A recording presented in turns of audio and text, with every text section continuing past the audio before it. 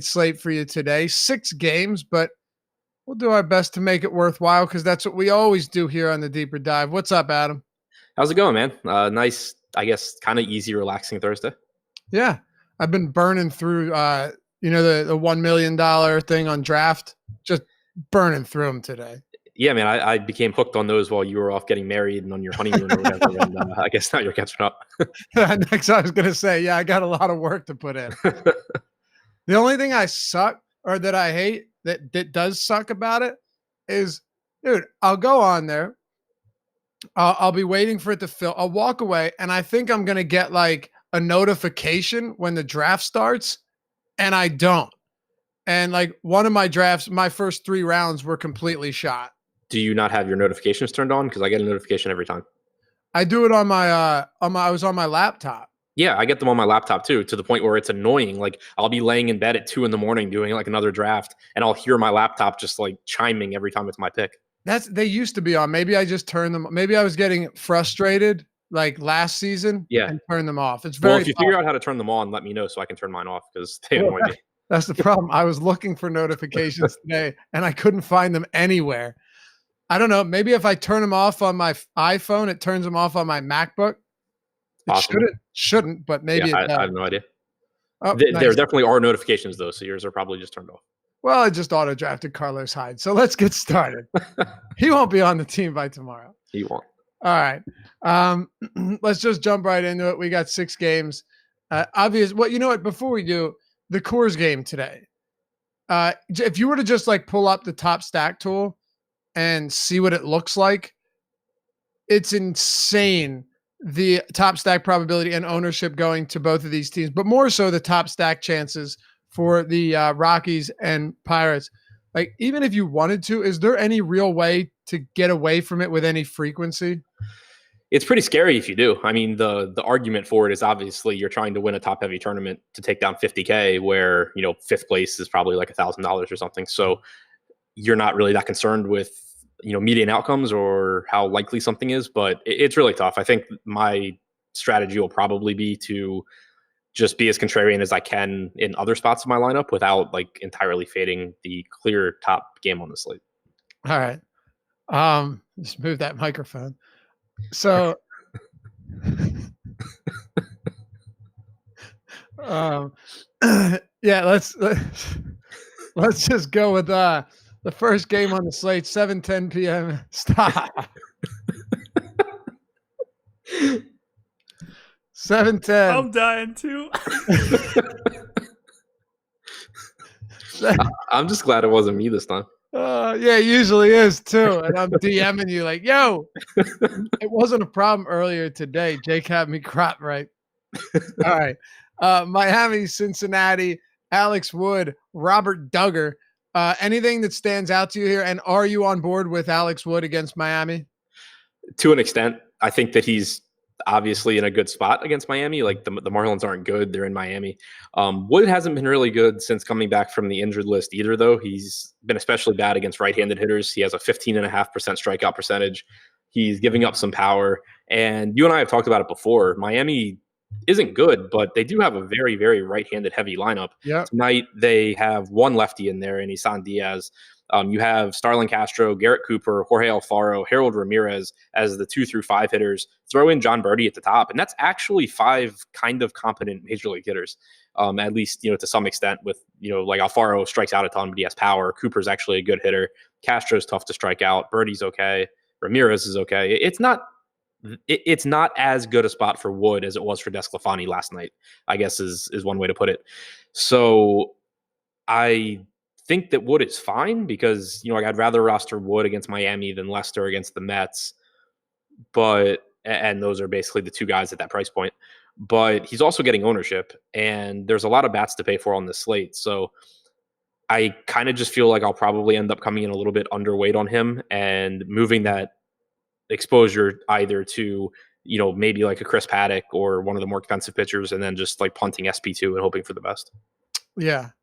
I mean, Alex Wood isn't the pitcher he was even 2 years ago. Things have not been pretty for him early on. Home runs have been a serious issue. And like you said, we both say it all the time. Miami against lefties some teams are just bad against everyone. Uh, they're bad, but they're not as bad against lefties as they are against righties, and they don't strike out as much. And that happens, Adam, when you can run out a 9 righty lineup. When your normal lineup is 7 of them. Yeah, exactly. And it's like I said, 1 through 5 really isn't the worst hitters, and Diaz is a decent prospect, even though he's lefty. Austin Dean's not terrible either. So as far as Miami lineups go, this is about as good as it gets, except for Brian Anderson being on the injured list. All right. Do you have any interest in Duggar? No, but if I had to make an argument for him, it would be that Derek Rodriguez on the 2 pitcher sites is going to get a ton of ownership, and I think he should, but he also isn't very good. So going to a guy like Duggar in Miami is okay, but I'd rather get the Cincinnati bats. Duggar just doesn't really have any redeeming qualities that I can find. I couldn't find him either, and I looked pretty hard. Yeah, when I did the pod with Dan last night, I said that he was one of those guys where his numbers look so bad that it actually scares me, because maybe there's something not in the numbers that makes him like better than I think he is. He doesn't get a lot of ground balls. He doesn't strike guys out. He doesn't limit runs. He doesn't do anything well. So I like the Reds. Yeah, I hear you. I said the same thing today on the strategy show / live before lock. Like, I wanted to find something that would make it okay, but not even the price. Like, he's not even 4,400 like we saw with. Sparkman's terrible, and was terrible, but so is this guy, and he's 1,400 more. Right. Derek Rodriguez 4,600. I understand he's also going to be really popular, but I just don't see any redeeming qualities there, any reason to justify it. Right. If he ends up in lineups for me, it's most likely that I stacked cores and I have like Duggar plus Rodriguez or Duggar plus Felix Hernandez, which is a whole nother topic. But it's probably just that it was like, whatever, screw pitching. I'm going to fit in a bunch of bats and hope for the best. For sure. All right. Any interest, or you do have interest? Who do you like most for Cincinnati?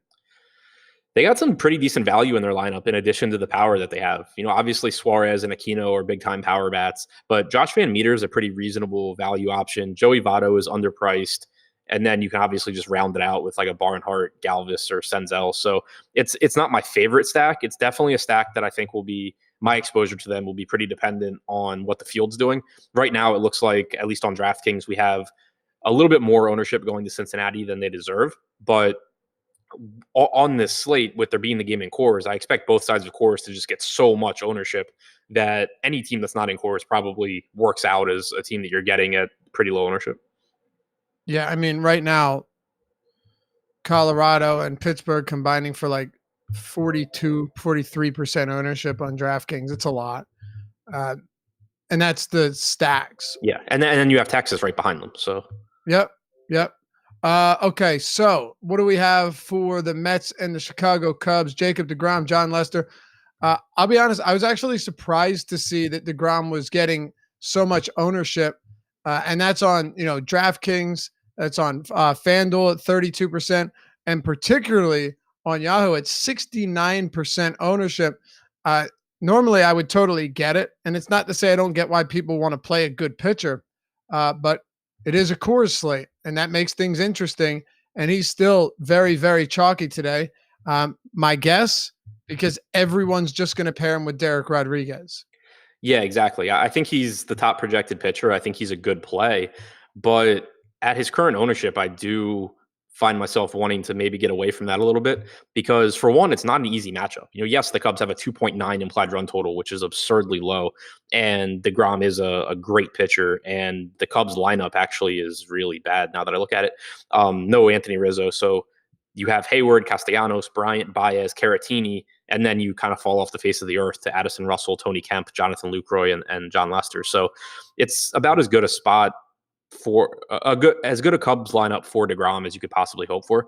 The issue that I have is just like you said, there's a lot of good bats on this slate to pay for, and deGrom is really expensive. And while I think he's a better option, like a better median projection, a higher ceiling, all of that, than pitchers like Lance Lynn or Chris Paddock, I think what you can do with that $2,000 to $3,000 discount or more, depending on the site, is pretty substantial on this slate. So it would be one thing if if everyone shared that thought process and DeGrom were getting like 15 or 20% ownership, then I would be more interested in trying to find some value bats and hoping that they come up with some big hits. But if half the field's going to go to Jacob DeGrom and force themselves onto the same roster construction where they can't just stack all the expensive bats together, then in tournaments, I am interested in going a different direction.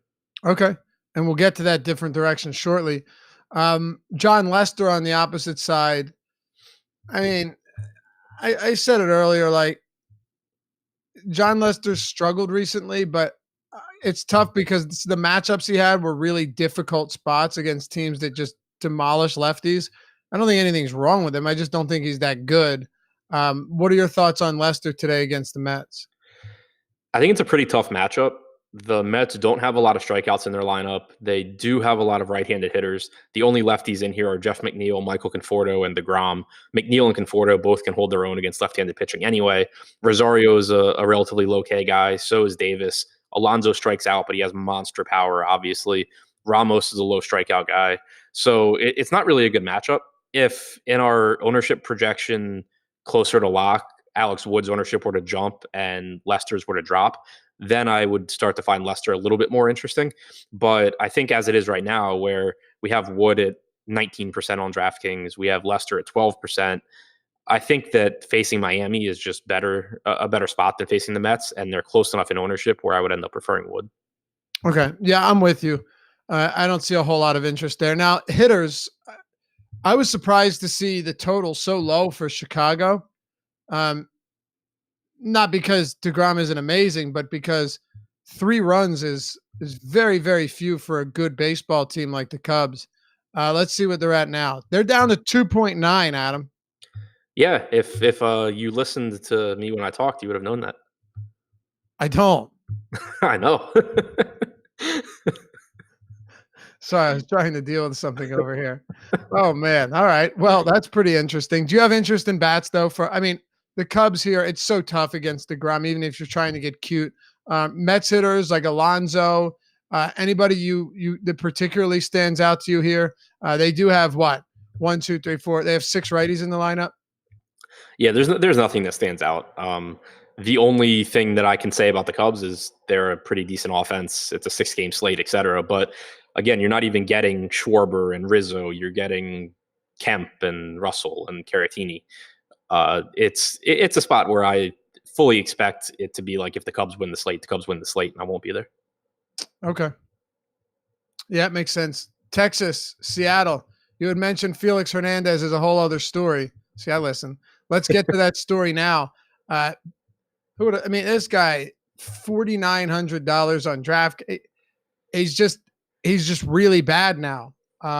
It feels like every game is a multi-home run game against him, and he's out after 5.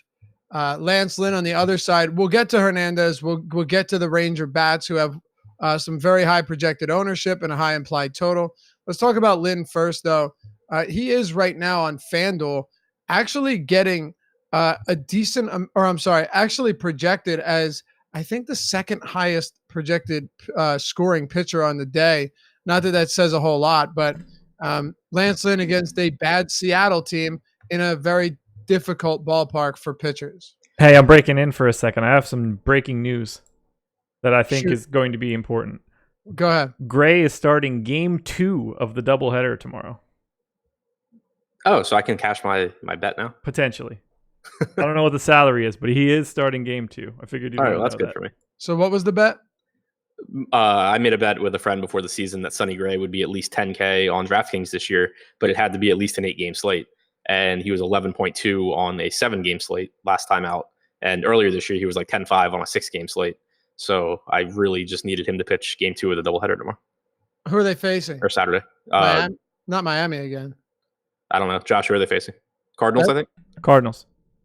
Oh, that's going to be close. I mean, it's probably going to be 9,800. It's where he's been like every start. Yeah. Well, I'm saying if it's against a garbage team, he'd be up there. Right. And how many he was 11-2 against Miami. What's that? He was 11-2 against Miami. Yeah, that's what I'm saying. When he's facing bad teams, his price goes up quite a bit. Okay. So he hasn't been above 10K on an 8-game slate yet? Nope. What was the bet? How much? Only like $250. Oh, all right. That's decent amount for betting someone's It's salary. enough where I'm going to be really pissed if I have to pay it. Right. And you know what? If it doesn't happen, he'll be like 11K on another 7-gamer and then another 7-game slate.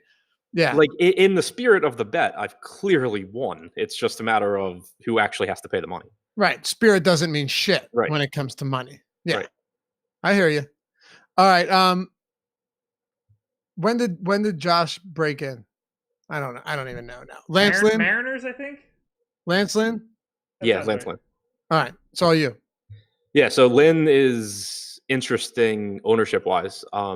It's not a good park, obviously, but he has been a really good pitcher this year. The Mariners' active roster has a really high strikeout percentage.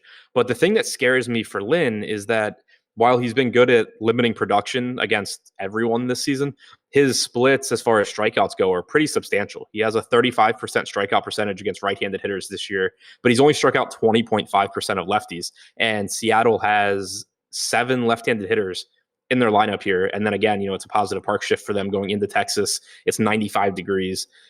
So if Lynn's getting ownership, then it's not really that appealing. But right now on DraftKings, we have him projected for 7% ownership compared to 19 for Chris Paddock at 9K and 47 for DeGrom at 12K. DeGrom, of course, projects better than Lynn, but he's also 2K more expensive on a slate where we want to save some money. And their ceilings are comparable. Lynn has the second highest strikeout percentage on the slate overall. Yeah. He's still a really good pitcher. So if nobody wants to play this guy at 10K on DraftKings, then I'm interested. But on other sites where he is getting more ownership, then I still would prefer DeGrom or Paddock. Okay. Now, Lance Lynn or Felix Hernandez on the other side of this one, he's just bad now, but I'm assuming that you're going to end up with some of him just as a product of the slate. Yeah, I mean, I played like 30% Ariel Llorado against the Angels yesterday. If you're sub 5K on a 2-pitcher site or on DraftKings, if you're sub $30 on Yahoo, which he's not, he's 32, but you kind of just end up getting into my lineups because I prioritize bats. So it's not that I am looking to roster Felix Hernandez, but I fully expect that I will because he's cheap and there's only so many pitchers on this slate. It also does make it a little bit more appealing that Texas is getting a ton of ownership right now. So while I don't, when I make my lineups or choose my lineups, I don't put a lot of stock into leverage for pitchers because their projections generally are less volatile than hitter projections are. So I'm more willing to just roster the best pitchers. But it does help a little bit that if Felix were to somehow have a good game, you're taking a lot of the field out of contention. Okay. Texas hitters. Yes. Again, against Felix Hernandez, right now 6.1 total. As far as ownership goes, though, they have the third highest projected ownership. Really neck and neck with Pittsburgh. Does this make sense to you? Actually, let me rephrase this, by the way. The big difference here is that we do like to reference the top stack tool. You can get that, the ownership projections, player projections, Fantasy Cruncher add-on, all that good stuff by using the sign-up code Deeper Dive, all one word, or when you go to awesemo.com to get half off, 50% off your first month of Awesemo Plus subscription. All of our premium articles and tools are included. That's Deeper Dive, all one word. Get 50% off your first month. So Colorado, 22% top stack chance. And by the way, it's under the MLB tab on the homepage, under top stack tool. 22% top stack, 22% ownership. Pittsburgh, 30% top stack potential probability, 19%, right?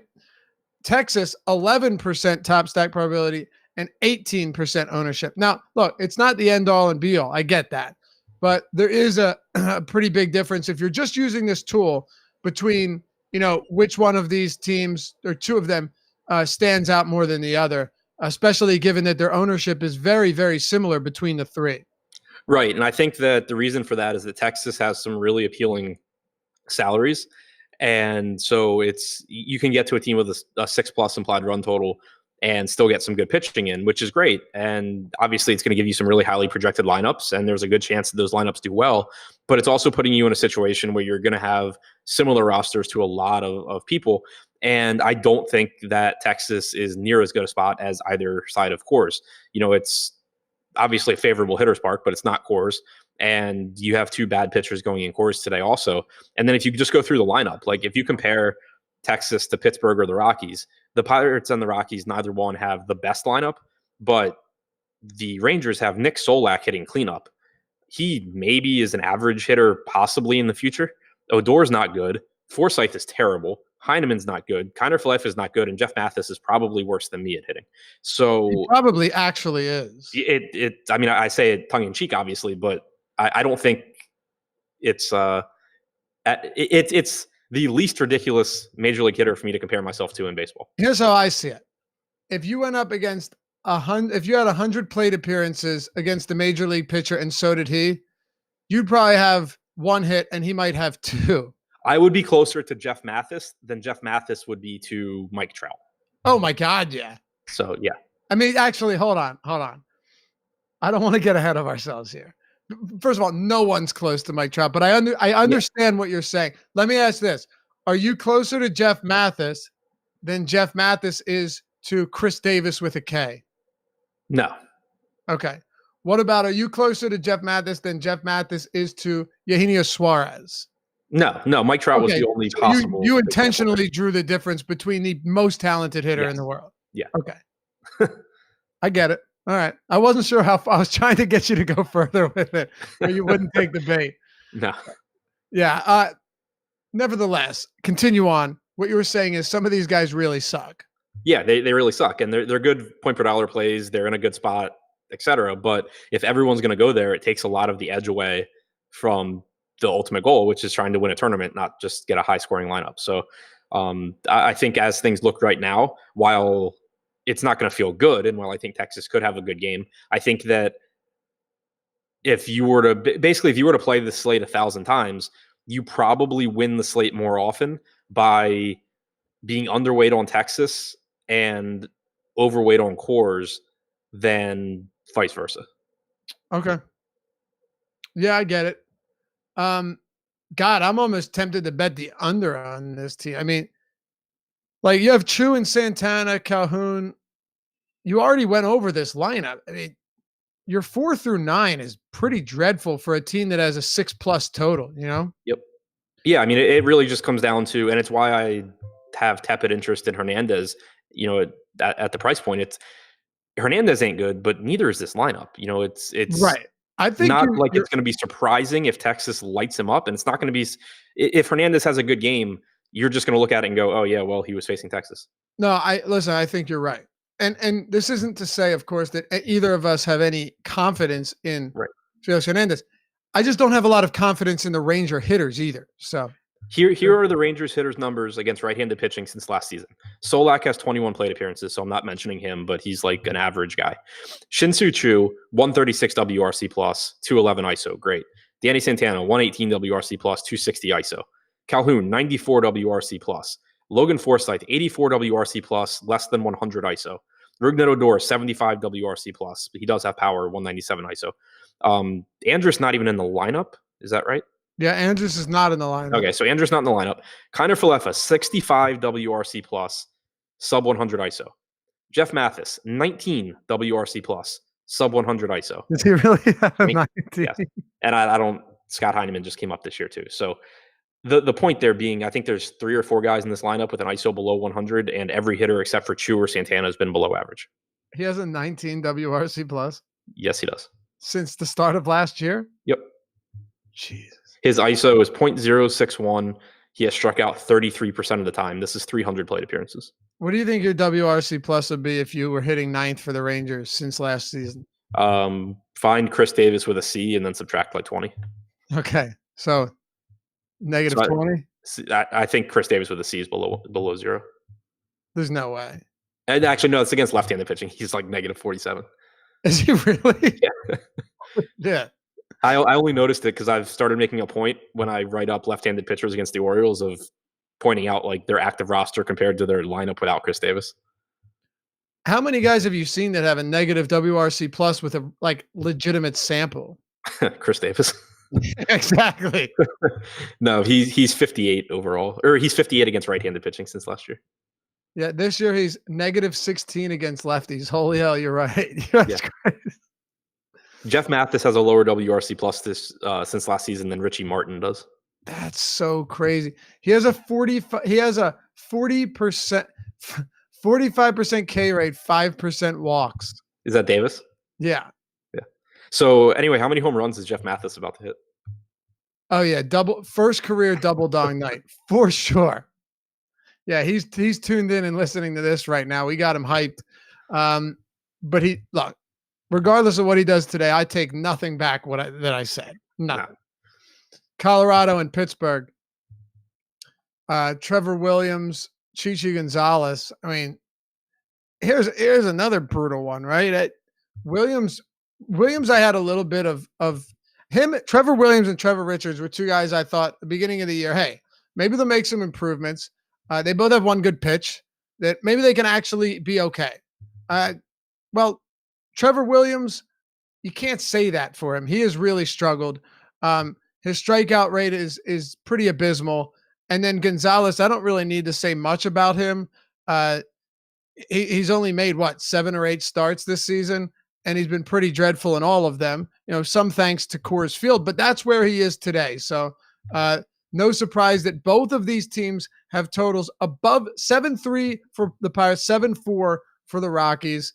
What a ridiculous number of runs they're projected to score today at Coors. Yeah, it's pretty crazy. And Trevor Williams, I know you do it. Everyone that writes or does content does it. But with pitchers that are kind of mediocre, you just get in the habit of just being like, yeah, they're okay at preventing runs. They're, whatever. Yeah. And I was doing that with Trevor Williams for a long time. And then I actually started looking at his numbers this year and was like, why do I even keep saying that? He's not even good at preventing runs. Dude, same thing with, I know. Yeah. Same, probably around June. He came back, I think he was on the IL. And I played him the first game back. I was like, oh, everything looks okay. He's been terrible. Yeah. It for a while, it was just this guy doesn't strike guys out, but he doesn't give up a lot of hard contact and doesn't get blown up. The guy's got a 5.12 Sierra this year, and now he's going into Coors Field with a 17% strikeout percentage. Yeah. He's not Marcus Stroman, put it that way. Right, exactly. And the Rockies are running out a pretty decent lineup by Rockies standards. They have, Story, Blackman, Arenado, Murphy at the top. McMahon at least has potential as a hitter, and Desmond's washed, but he's cheap. But then at the bottom, you have 2 more left-handed bats that are inexpensive with Sam Hilliard, 4K on DraftKings, which is fine, but only I think 27 or 2,600 on FanDuel, $9 on Yahoo. Dom Nunez is inexpensive as a catcher. Hilliard doesn't project as an above-average major league hitter, but he hit 35 home runs in the PCL this year and stole 22 bases.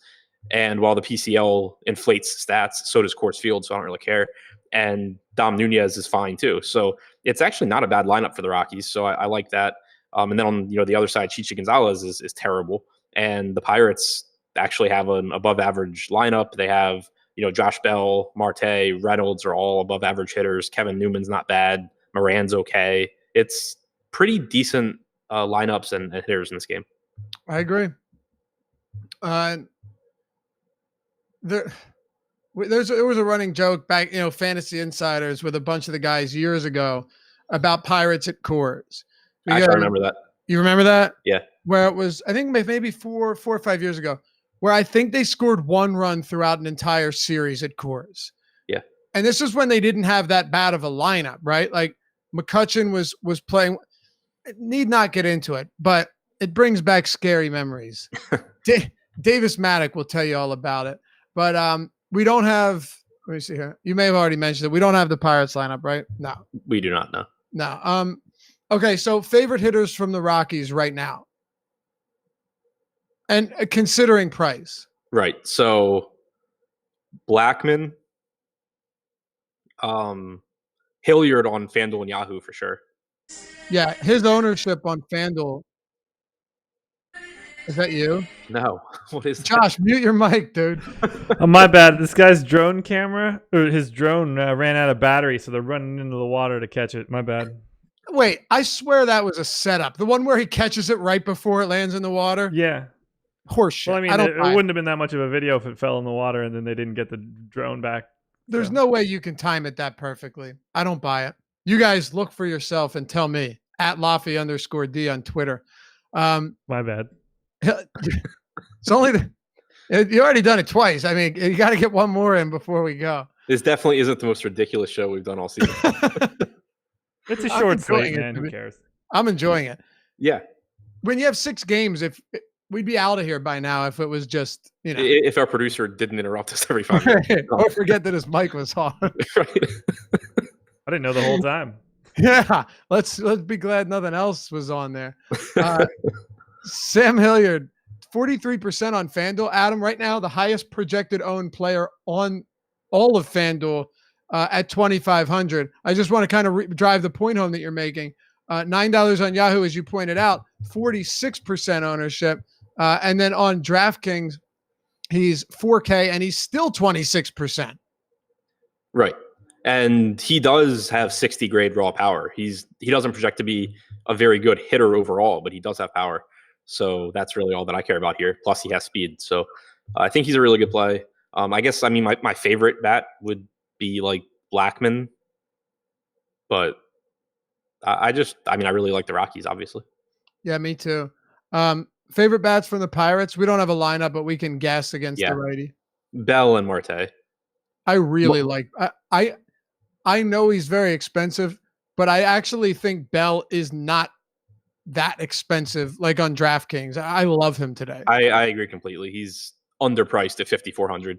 Marte is interesting to me because for one, he's a good hitter and it's a great park and a good matchup.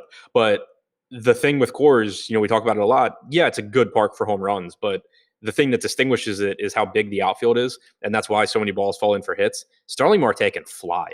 So you just get even more upside from him because if he just kind of flicks like a single in over the shortstop's head, he can turn that into a double. If he doubles to the gap, he can turn it into a triple because the gap's so big. So there's just even more upside for speed guys that have a little bit of power too. Yeah, no question.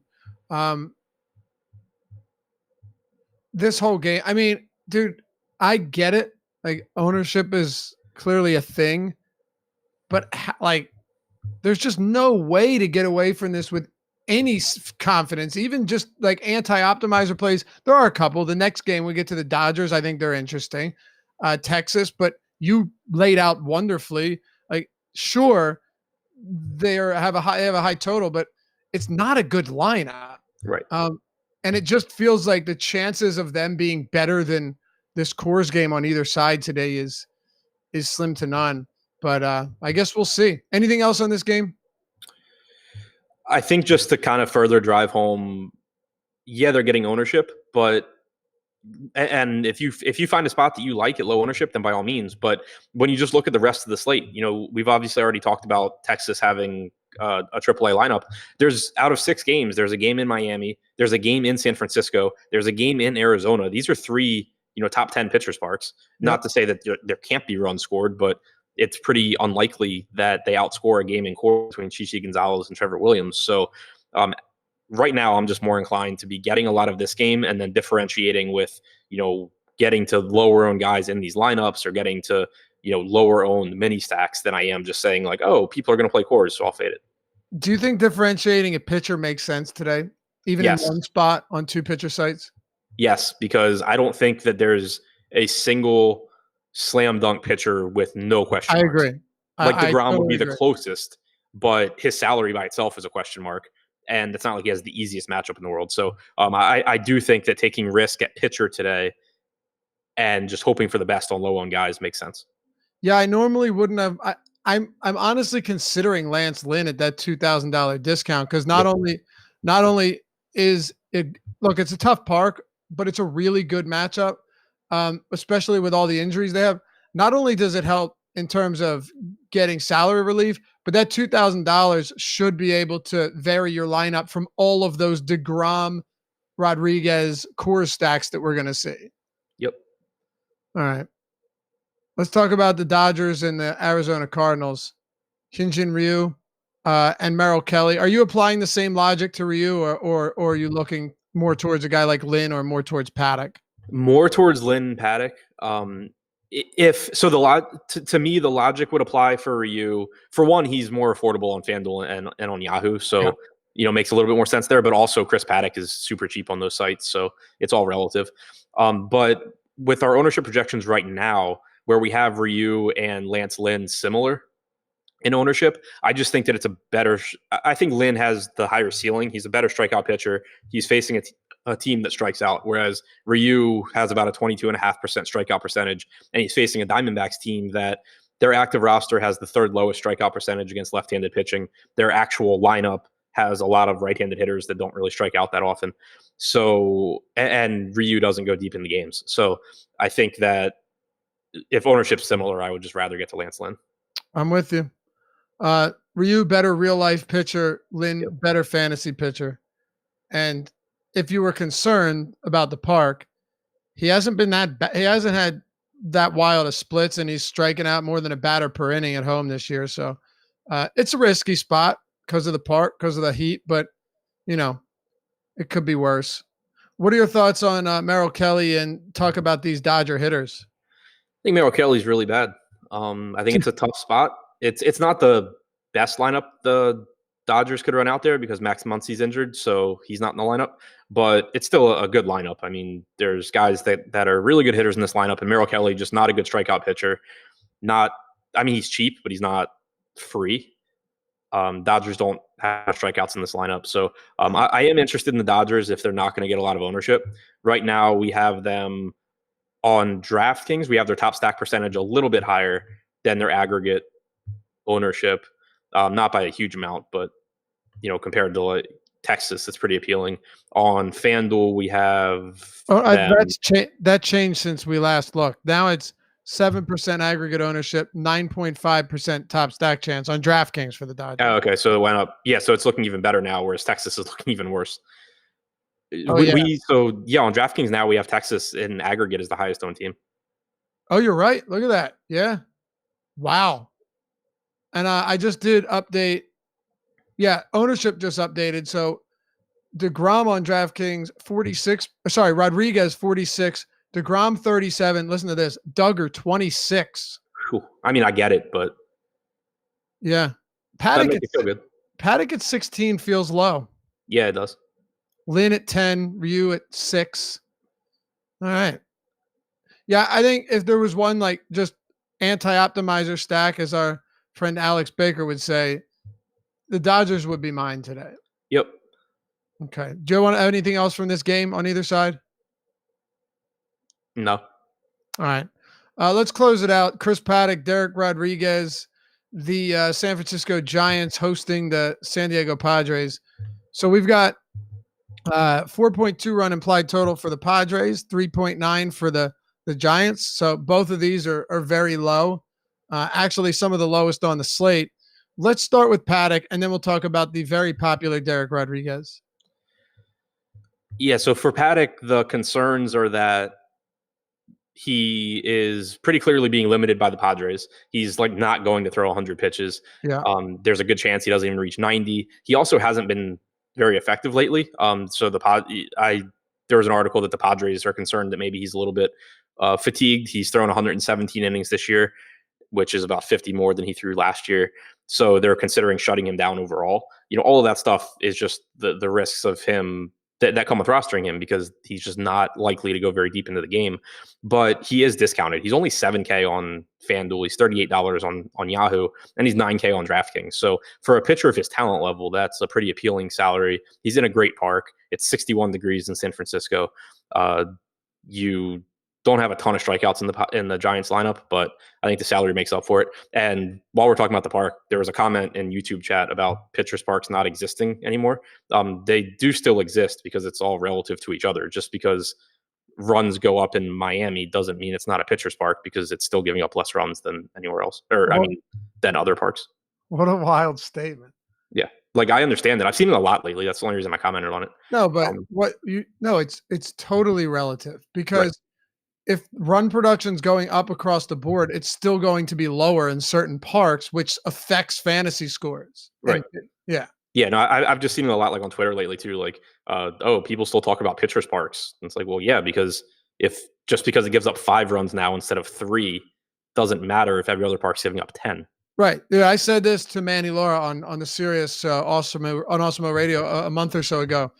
I was like, there could be a time where a Chris Sale like guy is the ace of the staff and a Cy Young winner, and he allows, he has a 7.8 ERA or something like that. Yeah. I mean, not that it's going to happen, but it's the same concept. It's all relative to how many runs are being scored at each individual park. Right. One day the best pitcher might be a horrible pitcher in today's baseball. Who knows? Yeah. So that's just to reiterate that pitchers parks still are less favorable parks for hitters than non-pitchers parks. Paddock I think is a good play. I'm surprised how low his ownership is right now. When I wrote the deep dive article, I mentioned that a lot for me would come down to his ownership, because I think that his ceiling is just capped by extenuating circumstances. And I expected him to be a popular play just because people like point per dollar median outcomes. But if people aren't going to go there, like if people are going to just choose to pay $3,000 more for Jacob deGrom, then I'm interested in just going to Paddock. Okay. Yeah, to me that makes sense. The pitch count is concerning, but what can you do at that point? Do you have any interest? Well, let's talk about Rodriguez first. He's very popular on DraftKings, 2 pitcher site. I actually think this is SJM says, so are you saying Chichi Gonzalez will one day win the Cy Young? No, what I'm saying is in this futuristic hypothetical world, Chichi Gonzalez would have an ERA north of 50. So you're saying pitchers don't matter in the future? No, but they become running backs. But they would matter, because your Chris Sale is allowing, a run an inning.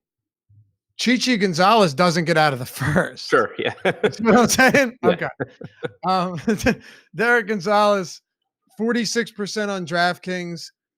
And is he getting anything on FanDuel? He shouldn't be. Or sorry, Derek Rodriguez.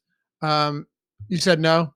I haven't looked. 4%, 6,800. Let's see it on Yahoo. All this wild spelling of the name Derek. 10%, $28. So clearly it's just a wrong price tag on DraftKings, even though he's not good. Yeah, it's relative to the slate. You have your cheap pitching options are a washed up Felix Hernandez in Texas against a team with a 6 implied run total, a Chichi Gonzalez in Colorado against a team with a 7.5 implied run total, or a pitcher against the Padres in San Francisco. Obviously, you should go to the pitcher, ignoring ownership and all that. The median, the best projected pitcher is the guy in San Francisco. So I think Rodriguez at that salary is a guy I'll have a lot of, and he's a really good play. The flip side is, if you wanted to be underweight on a 50% owned guy that has a 15% strikeout percentage, that's not a huge risk. Okay. Any hitters?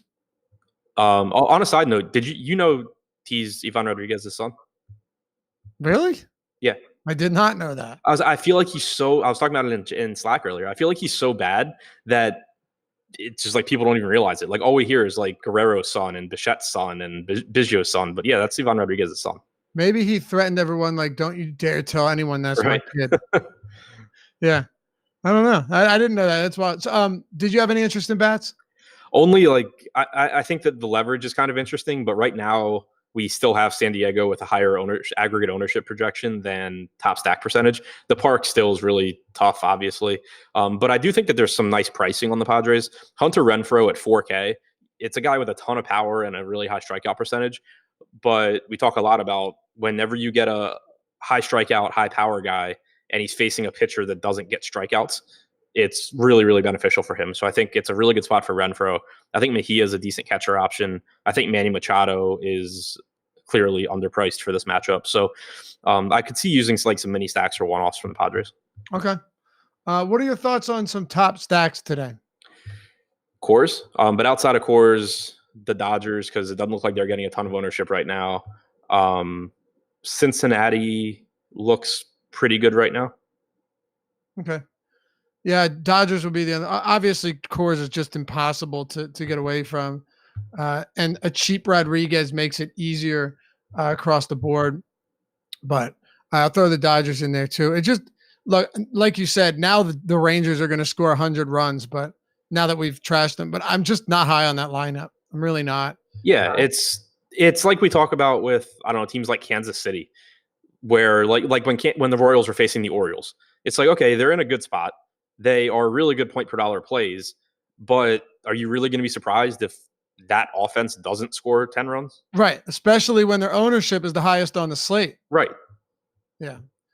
Anyway, don't go anywhere after this show. Live Before Lock with Jake Hari and Josh Engelman is going to come up right next on this exact same page. So you don't have to flip to another video on the channel, nothing like that. You stay right here. While you're waiting, however, you hit us with a thumbs up, like the video. If you do, in fact, like the show and the video, it'd be greatly appreciated. It helps us out a lot here, and it helps support awesemo.com and all of us who are with awesemo.com. So we appreciate you very much so. Hit that subscribe button and notification bell so you always know when new content is going to drop next. Josh Engelman, Jake Hari are coming up next. Any last words, Adam, before we head out? Any strategy tips, anything to nail down on this 6-game slate? I think it's a slate that kind of reinforces that you're not trying to get the highest projected lineups. You're not trying to like feel good at the end of the night and be like, oh, I was right. This guy did well. It's about putting yourself in a position to win. And on slates like this, I think that involves making a lot of really ugly lineups that you don't really feel great about, but that are, contrarian and still have upside.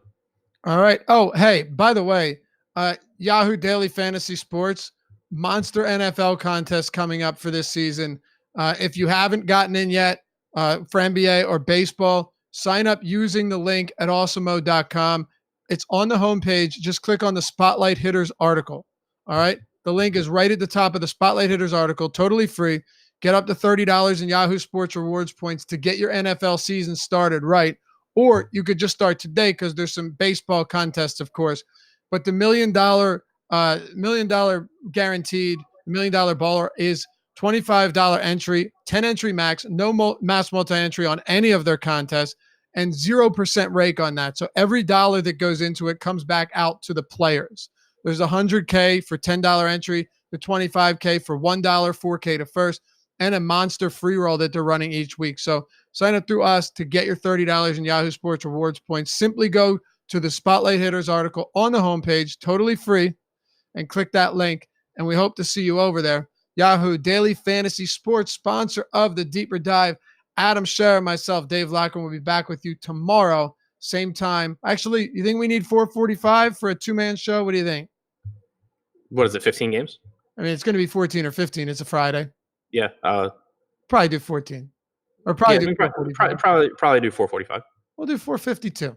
All right. We'll see you back here tomorrow on the Deeper Dive. Stick around. Josh Engelman, Jake Hari coming up next with Live Before Lock.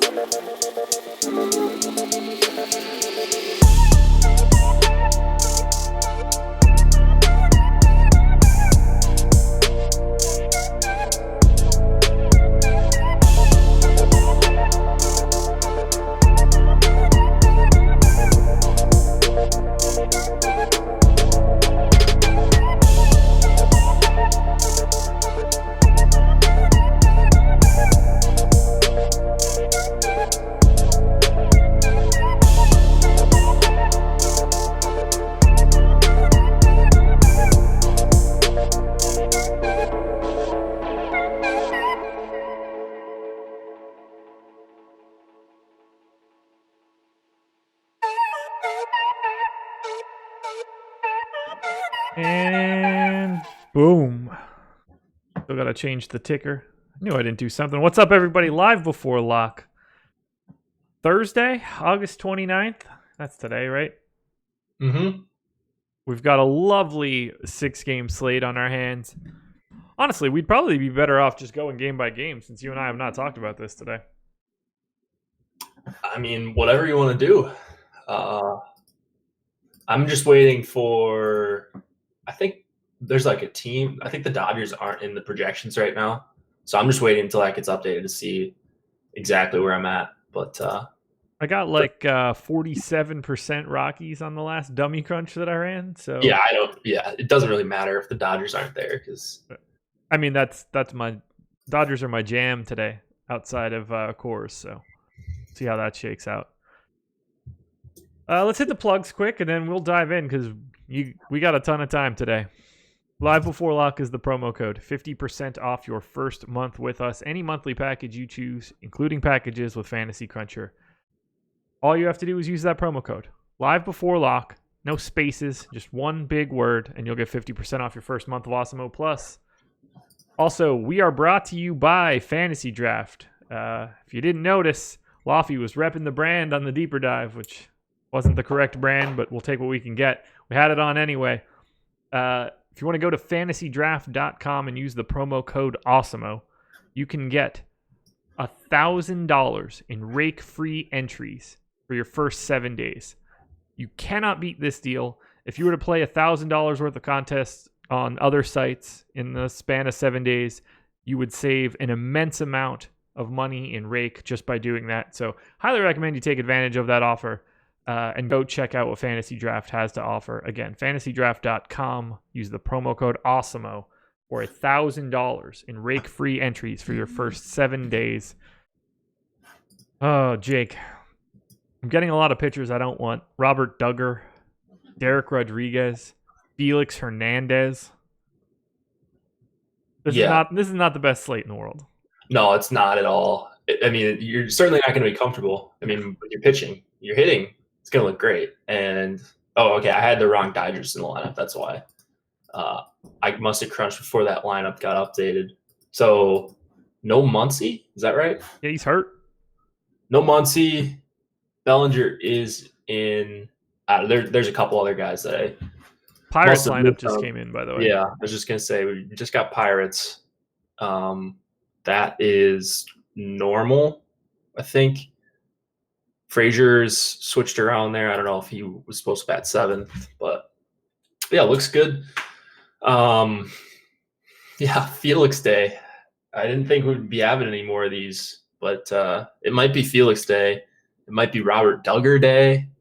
What are you doing with Derek Rodriguez?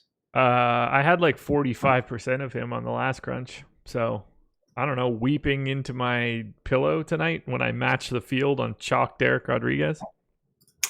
I actually dug into him a little bit at the beginning of the deeper dive. I was curious, what was going on because I had his projection way higher than I even have it right now. So I took a look at some of the props on strikeouts and outs. I dug into my underlying data for like his strikeout rate and his expected walk rates.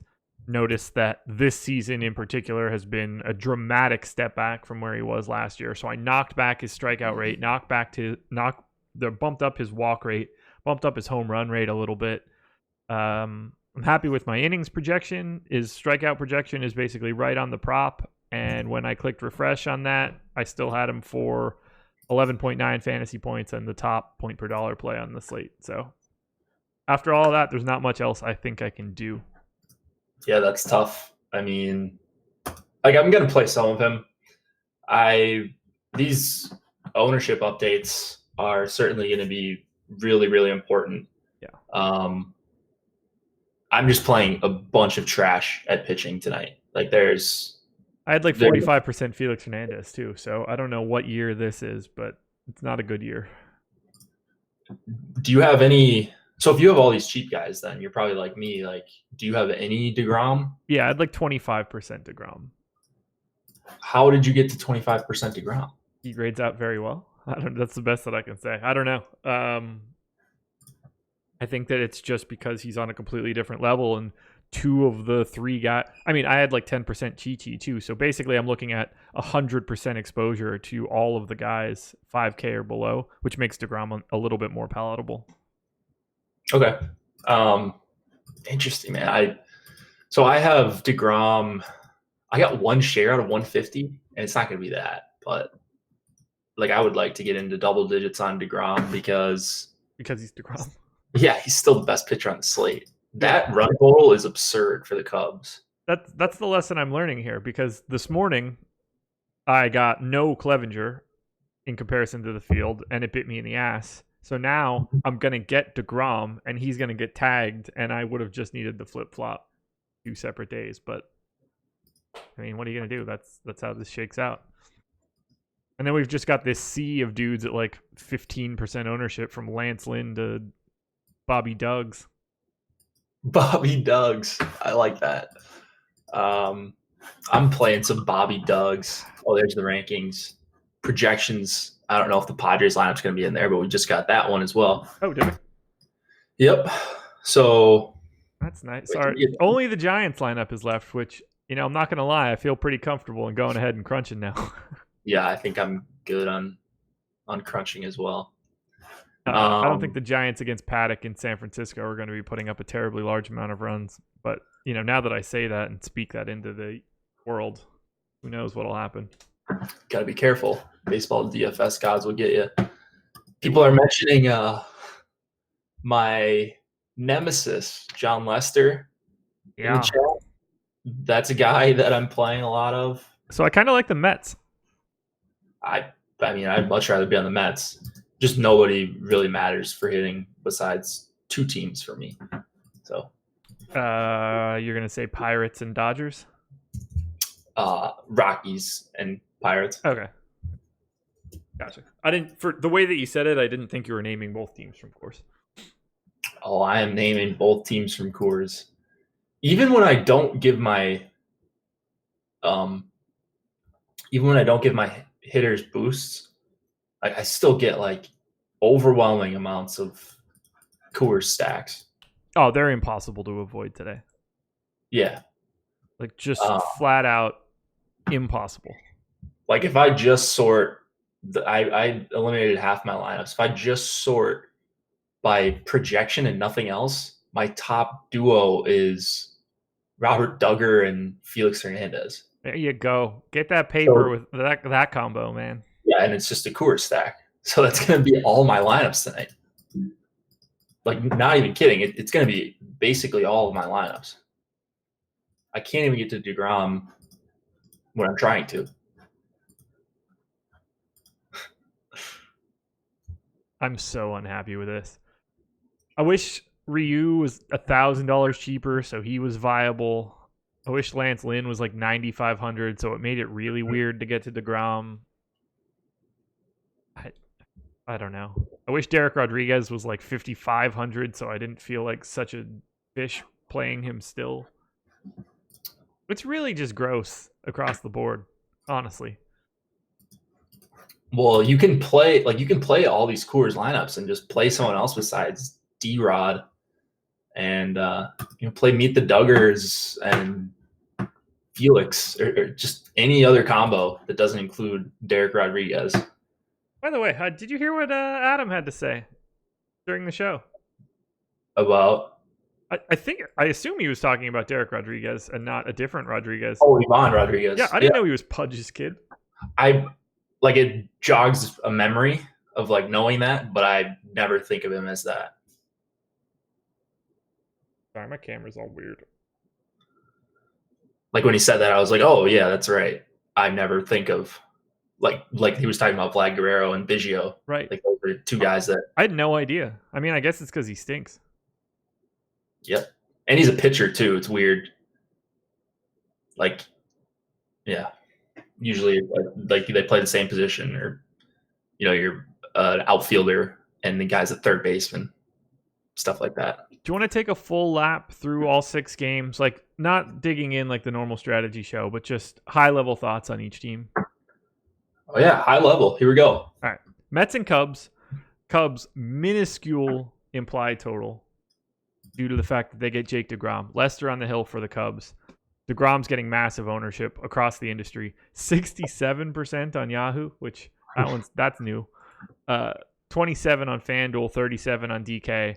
You don't think you're going to get there? I'm not going to get there regularly with DeGrom. It's a great spot. If you're playing Texas, if you love Texas, and you probably don't love Texas if you have premium Osmo sub, because they're incredibly overowned, which is crazy for even a team with a 6+ implied total. So that's why you'd be playing DeGrom, or you just play out jamming all the cheap Coors bats, the 3 of them that there are. So that's why I'm not getting to him. Great spot. He could pull the Clevenger today and score 40, and then you'd figure it out with the rest of your lineup, or the Reds could go off, or one of the teams in the other games. But for me, it's DeGrom is not a guy that I'm going to have a lot of. Yeah, I'm hoping that I can get in that 15 to 20% range. I don't want to be left completely empty like I was for Clevenger earlier today. Obviously it's a little bit different. Clevenger had the Tigers. DeGrom at least has the Cubs. Mm-hmm. Lester, meanwhile, 33% owned on Yahoo, 15 on FanDuel, 19 on DK. I mean, I don't get the sense that I'm going to be near that 19% number. I would probably rather go to Paddock above him and Wood below him. Where are you landing on Lester? Let me pull up what I had on this last one. He was my 3rd highest owned pitcher. I had him in a 1/3 of lineups. And like, he's always been okay versus righties. He's still not good versus them, but it's not like he has massive issues against righties or anything like that. Mets lineup is scary. I like Alonso. I like Rosario a good amount, but you got to go somewhere. And he's kind of the only guy in this range he's kind of the only guy in his range outside of Paddock, but there are certainly some concerns with him as well. Yeah, I don't think he's that overowned on DraftKings. And we just got the Giants too. Well, there we go, buddy. It's 6:10 Eastern. We've got all of the lineups. We still got like 3 or 4 more scratches to go, though. So just keep that in mind. Anything interesting in the Giants lineup? Well, I don't even know why I'm saying that. It doesn't matter. No, I saw Yastrzemski's leading off. It cuts off after that on the old iPhone. I don't even know which iPhone I got. iPhone, is it 10? I don't even know. I don't know, man. How would I know which iPhone you have? What's the latest one? That's the one I got. I don't know. I think the 10. I don't know. Whatever I have. I got the big one. Same. Yeah. Gotta have the big screen. Yeah, for sure. Mets bats against Lester. Cubs bats against DeGrom. Are you going to be on either side? I know that I'm going to be over the field on the Mets. I would like to have some Mets, but still can't even get there. Like, I'm playing, let's see. I like Cincinnati a little bit more as a value stack. Okay. They've got a higher total, so they're probably going to project better. But it's mostly like I would love to get a Mets stack with Alonso in there, but that's just another lineup that you're not playing a Coors hitter, and I don't really want that. And I can't get it to filter out that way anyways, so probably not many Mets full stacks. Who in the world is Mauricio Dubon? Sounds like a new name we're going to have in the pool. I have him. Why is nothing showing up for him? Let me type this guy in. 16530. That's his. Oh, that explains it. 16530.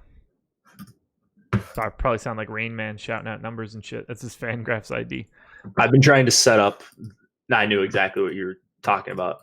Just some sort of ID. I've been trying to set up my NFL sheet so I have everything ready.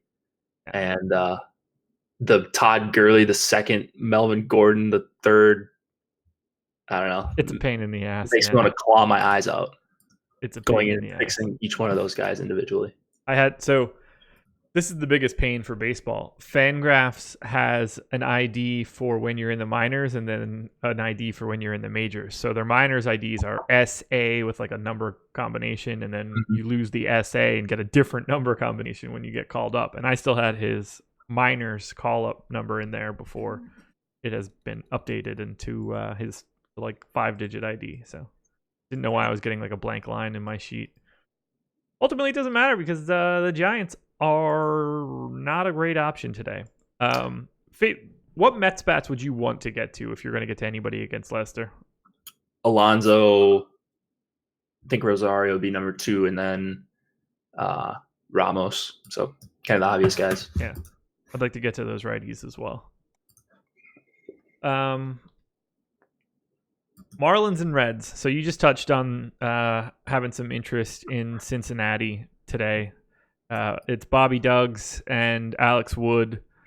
Both guys getting, similar amounts of ownership on Yahoo. They're both kind of owned on DK, Duggar in particular. Talk to me about what you're seeing for the Reds. Are you just looking to get there because of Duggar's ownership, or is something standing out to you just from Cincinnati? Yeah, it's a combo. I think, well, first of all, I don't think Duggar is very good. But besides that, you've got a pretty large implied total here for Cincinnati. Yeah. In this park, at least.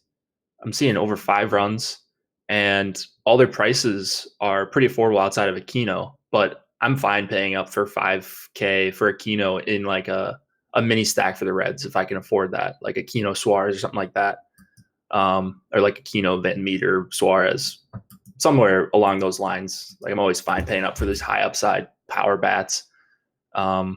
You mentioned the leverage. They're just affordable, and they're not the Rangers. So they've got that going for them. I like the first 4 guys in the lineup, and then it falls off a cliff.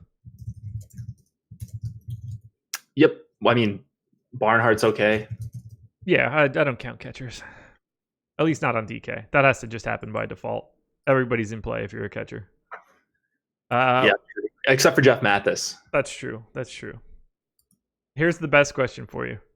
What do you want to do with the Marlins against Alex Wood? Not play him. You're playing him? No, Oh, no, I'm not. I mean, it's not stupid. It's a 6-game slate.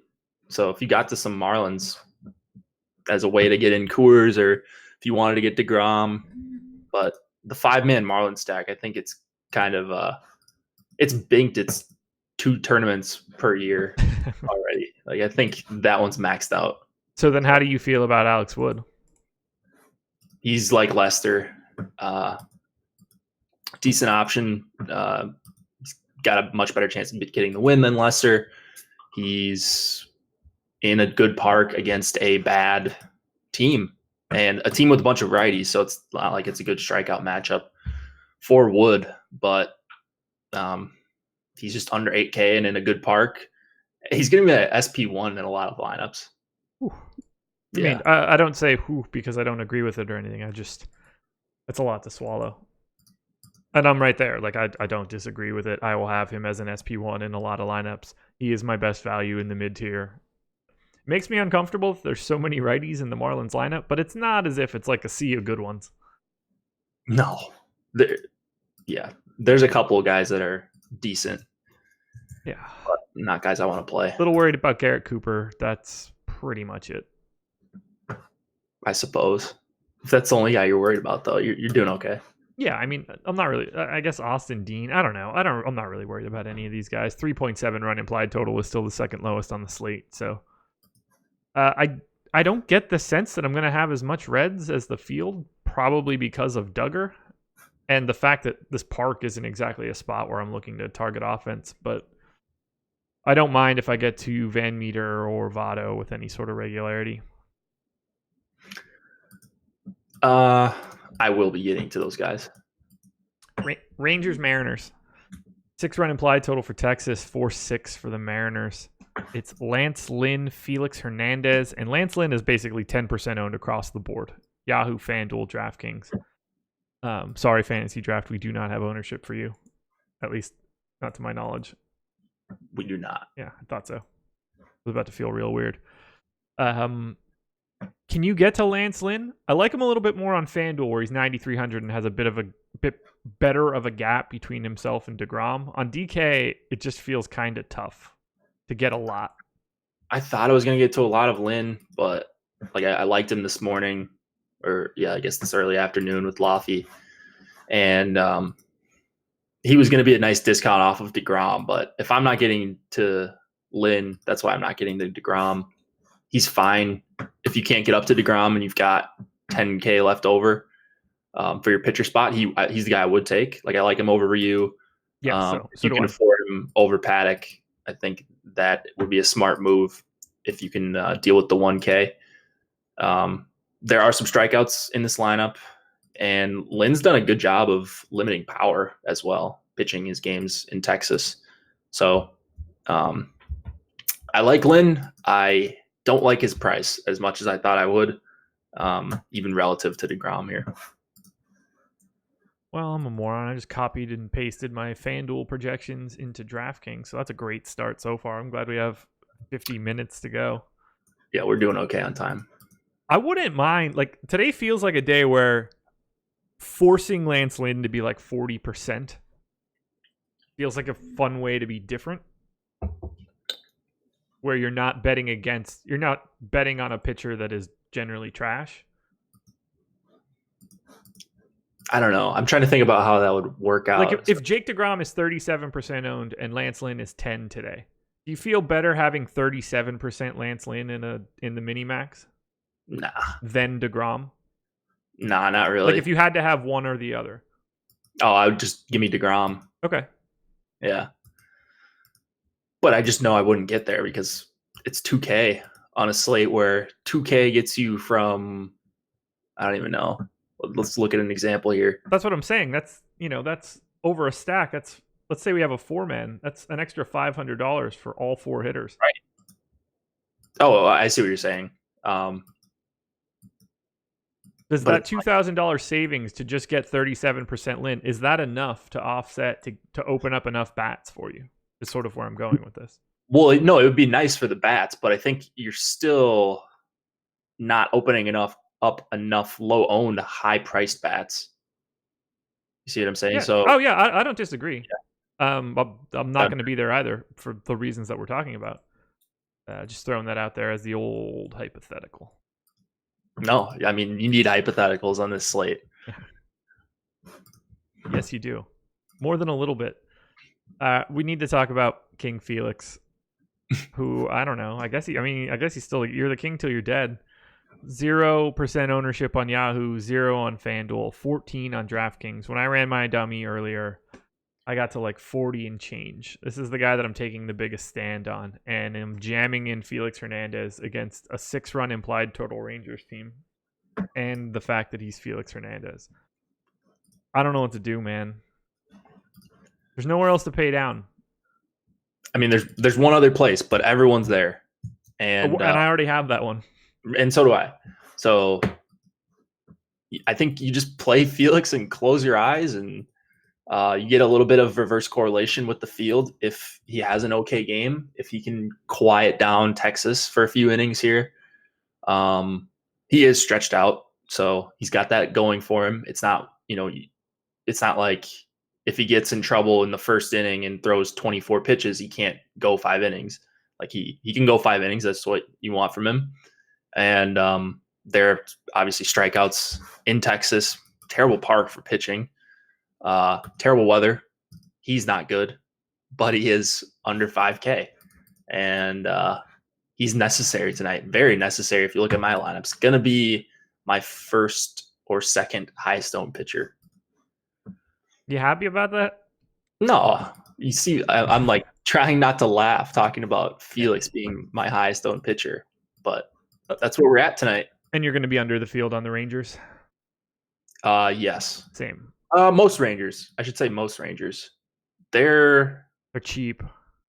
Yeah, so they're too cheap. So like I love Danny Santana is a guy who always grades out well, and he's the expensive Ranger. Yeah. That's not getting as much ownership as he probably should. So he's the guy I like getting to in Rangers, 2-mans and 3-mans. Probably going to be below on Odor. And all these secondary guys like the Heineman, Kiner Falefa, and all these subpar bats, Jeff Mathis. Yeah, I'm going to bet on Felix and hope the Rangers die, and that will dictate my slate. Me too. Feels comfortable. Mariners bats against Lance Lynn, that seems like a pretty safe spot to not be, but they're getting a little bit more ownership than I would have expected. The only guy I got to a little bit was Malik Smith. Okay. But it's like 8%. So it would just be, he's just lowish owned. Like I was mentioning Vogelbach earlier, but there's better options at first base and batting higher in the order and not versus a good pitcher. So not much I'm overly interested in on the Seattle side. It's a really tough slate to talk about until we get to the next game. Yeah, it's not like it's easy to talk. Well, I guess it's easy to talk about the Rockies. It's hard to continue to talk about the Rockies and the Mariners, or the Rockies and the Pirates. 7+ run implied total across the board here. Chichi Gonzalez and Trevor Williams. Will you have shares of either of these guys? Because I did get Chichi. Ooh, that's a good question. Let me see. I want to say no on Chichi. Yeah, I wanted to say no. I got 1 share of both of these guys. So Okay. There you go. No, don't play these guys. Oh, don't play a lot of these guys. Agreed. It's not necessary. We've got a couple options. We've got Felix. We've got Rodriguez. Guys that don't have 7 implied totals against them. The Duggar. Bobby Duggs. Yeah, Bobby Duggs. Meryl Kelley, like there are guys near these guys where you can, just play other people. So no pitching. Is there a bat in this game that you don't like? There's not a bat I don't like. I agree. My lowest owned guy is right now Jose Ozuna, which is a little bit surprising, but Well, which side are you on more? Which side? Colorado. Colorado. Me Dude, too. Seriously, I've got like 47% on my first crunch after I sorted. Yeah, they're just an incredible play. Pittsburgh is an incredible play. It's like Boston last night. We got off the show and I was like, man, how do you not play Boston tonight? Like, you had to, and it didn't even, like, they didn't go nuts, but I just feel like you have to play Coors tonight. So do I, and that is why I will certainly be doing that. I assume that I'm going to have like 30+% of every single Rockies bet. I think that's a smart thing to do. And that's not to say that I'm not going to have the Pirates either. I'm going to be with the field on the Pirates as well. My goal is to try to get like a sizable chunk of the Dodgers over the field. That's going to be instead of being with the Rangers, I want to be well over on the Dodgers. That would be my third team. So perfect. Do you want me to just send you my CSVs? Yeah. Actually, do you want to send me yours? We can just compare. I'm sure we'll go down the line. Compare and contrast. Make sure we don't get any dupes, Right. That's exactly right. Favorite Pirates bet? It's really hard to dupe in MLB. Yeah. On a 6-game slate with exaggerated chalk, it is pretty difficult. Talk to me about Pirates bets. Favorite one. Favorite one is Brian Reynolds. Really? Yeah. Okay. I like the expensive guys. I love Starlin Marte. He's just a bit too expensive for me to play a ton of him. Digging Josh Bell here. Yeah, that's a great option as well. I know that's an incredible take there on my end. Yeah, I also like a power hitter batting cleanup in Coors with a 7, almost 8 implied total. What's not to like? Yeah, I love that DK priced them up. It's still not enough based on what we're seeing here for the totals and their top stack ownership or their top stack percentage. I think Pittsburgh is still also, they're also the second best value team, which is crazy. It would be really interesting to see this if they raised every single hitter's price by $400 right now. I'd love to see how that impacts the ownership. It'd be pretty flat, then you would think. The ownership would go down, obviously, and then you just see an even wider, like the gap would just get wider and wider and wider and wider for how underowned they are. Right. Which would be cool to see. Yeah, no, that's what I'm saying. Like, it'd be fun on our end to see, a couple guys at like 5,900. They should be. These totals are massive the time. Here's my DraftKings crunch right now. I'm just going to read off the teams that are showing up in the player list.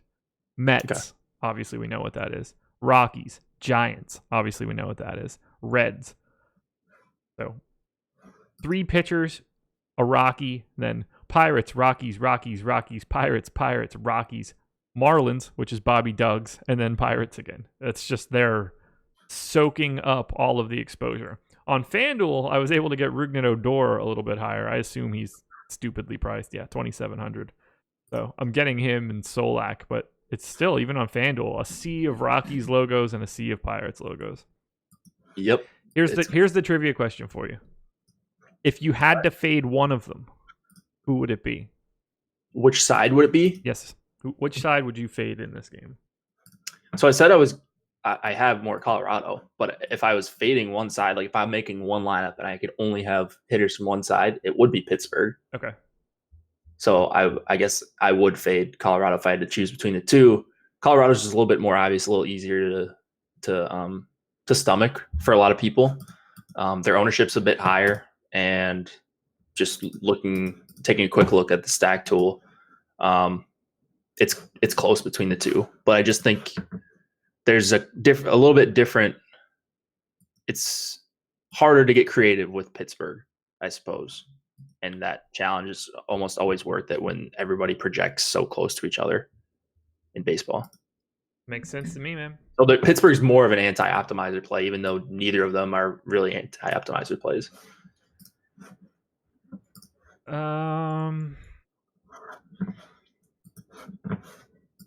You want to do dong picks? 6:29. We're a little early.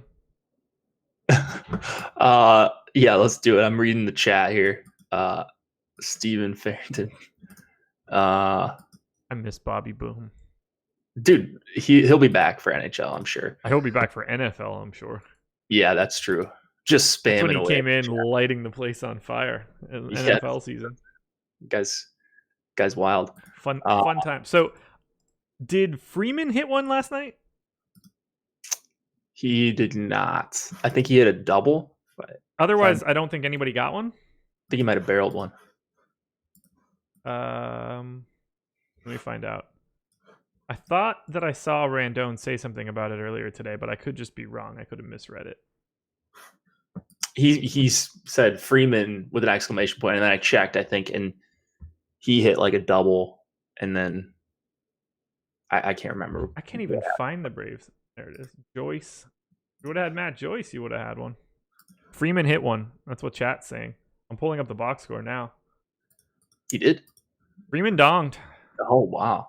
What a fish I am. So we didn't get one from Sano, Cruz, or Juan Soto.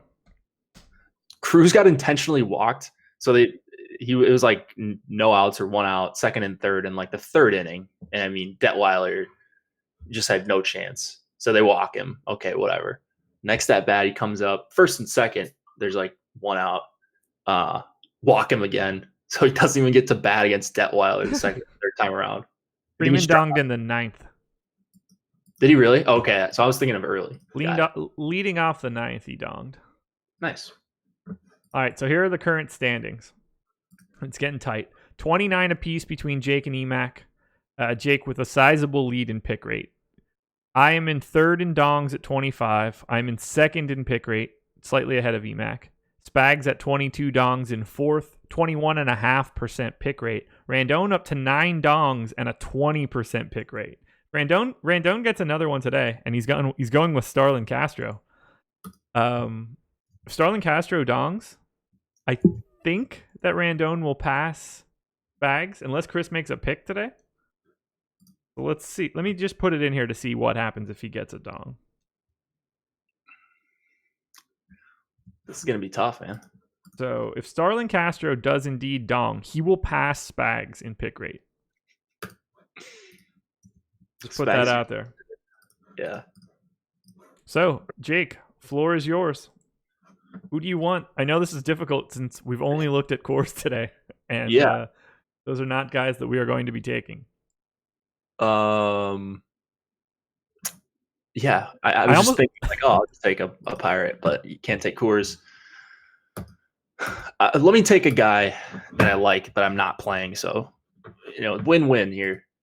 I like Pete Alonso. You son of a... No, I hate you so much. I hate you so much. Oh, it's so good. It feels so much better. This triple dong is gonna... Obviously, that was who I was going to take.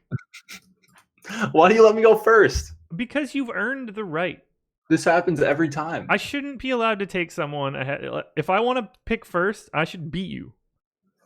I'm a man of principles here. But now it's hard because I'm taking all your guys. I know. Then I need to be better at this. If it wasn't for me, I wouldn't have got myself in such a massive hole that I have to dig out of, Yeah, that's fair. Cool. So most of the guys that I'm looking at now are Rangers bats against the pitcher that I'm going to have 45% of. So that's fun. Real fun thing to do there. I don't want to take Eugenio Suarez in Miami. That just feels like a tough sell. So right now I'm looking at Texas.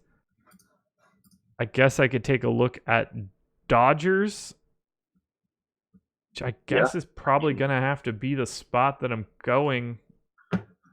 I don't feel comfortable taking like Rougned Odor because, he homers like once every 3 days and that's his only hit. So I'm going Cody Bellinger. I don't care. Say, it's a good pick. It's a tough slate to pick home runs. Yeah.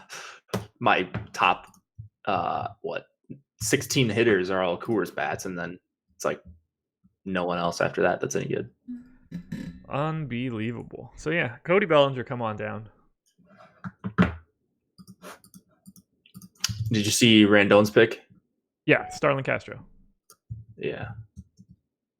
And then Emac is going to take. Ooh, man, I don't even know. I mean, Vogelbach's on the slate, so. Yeah, it might be. Hunter Renfro's also on the slate, but True. All right, Emac's typing. Oh, Will Emac took Will Smith. I get it. He did it with a GIF of Will Smith. So there you go. Emac is getting jiggy with it. there we go.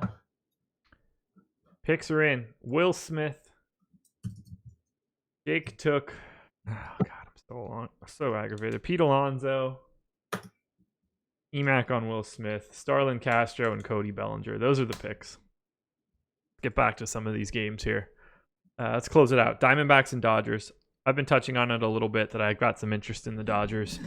And a lot of that has to do with the fact that Meryl Kelley just continues to go out there and get shellacked. I don't get the sense that today is going to be any different. It does suck that my boy Muncy is not in this lineup. This would fit him like a glove. But Jock, Beatty, Cody Bellinger, Corey Seager. I mean, I love these four guys. And every righty bat has like a 190 ISO. So I can't get away from it.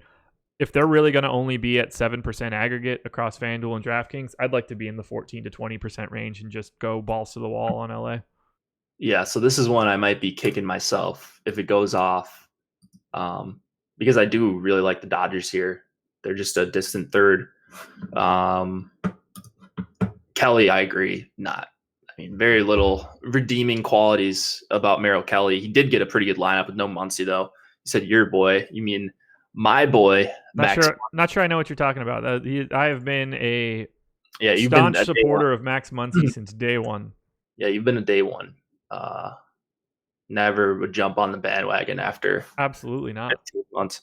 But no, I mean, it's a bad lineup anyway you cut it here for Kelley. A lot of lineups are bad for him. And you've got a good implied total here for the Dodgers.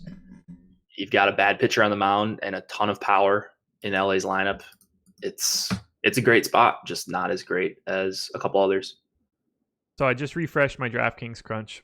And just with my base settings, like I haven't made a single tweak, 40% aggregate ownership to the Rockies. And since I think you would want to know this, the second highest owned team, the Cincinnati Reds. It's a pretty good team to have high exposure to. Yeah, I am going to be tweaking that, obviously, but as of right now, feeling pretty comfortable there. I want to get to everybody except for the Rangers. I'm going to fade that ownership, and if it bites me, it bites me. We just got ownership a few minutes ago, by the way. Fantastic. 32% Felix as well, so that sucks. How's this? 47% Felix. 34% DeGrom, so I'm less upset. DeGrom.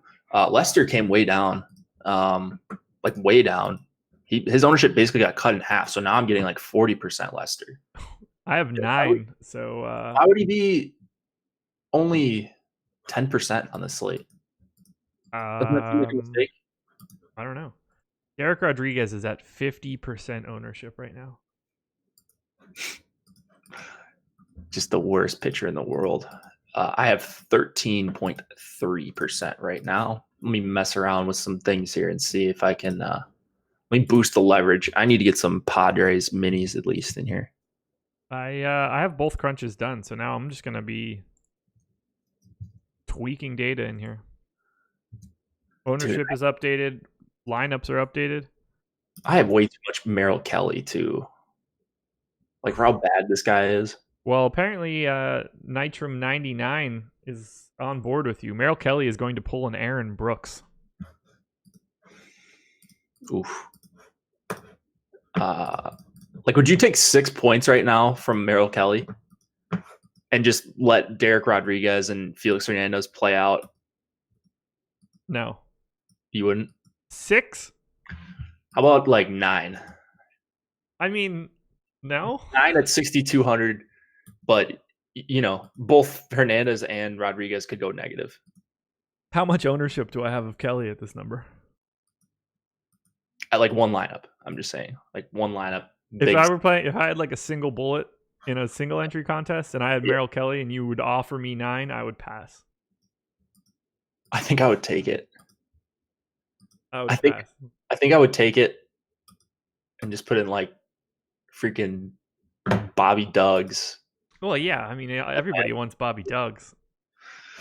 All right, time to start tweaking here. Let's figure out where we need to end up. What are you tweaking for? Like, what are you trying to get more of?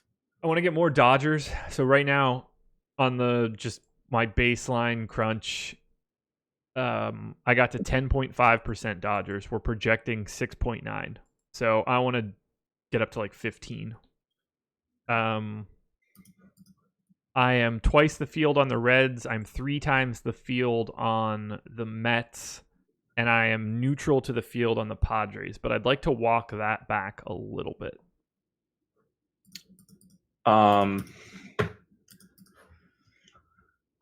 You're neutral on the... What was the last team you wanted to walk back? The Padres. I don't want to be neutral on that at all. You want to be lower than that? A little bit.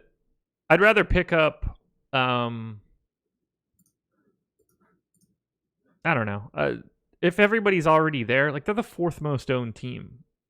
It feels like something I don't really need to follow along with. Like if the public is already hedging it, maybe I don't want to. Maybe I would rather just go crazier the other way. Right. I want to take a look at the top stacks tool as well. We just got ownership again. I hope Lester comes up because I don't want half my lineups to be Lester. Well, let's go ahead and update that. It's still 6:40, so we have 25 minutes to do this. 51% Rodriguez on DraftKings, 42% DeGrom. Lester is... I can't find him, so low. He's 10. It's so annoying because I might boost him by myself because I just don't want that much of him. So I find this funny. It's something that I thought about recently. It was probably like 3 or 4 days ago. It was whatever day I had like a hissy fit after the show. Was that Monday? I think that was... Was that Friday or Monday? That was the Tuesday 15 gamer. Okay. We were both scrambling our asses off. Okay, so I thought about this. My biggest problem was not being able to adjust on the fly to try to get more of a particular team. But the only reason that I wanted more of that particular team was because of whatever I thought of that team at noon. But the lineups had changed, the lines had changed, the ownership had changed. It's not like my sheet knew any part of that. I was just anchored to old thoughts of like what I thought was going to happen. And I drove myself crazy for it, even though I should have been aware that the inputs changed. So I'm trying to like not care too much about what I see in the morning since it's obviously able to be changed. Yeah. Oh boy. EMAC just made a really good point. It's not even a 7:05 start. It's 7:10.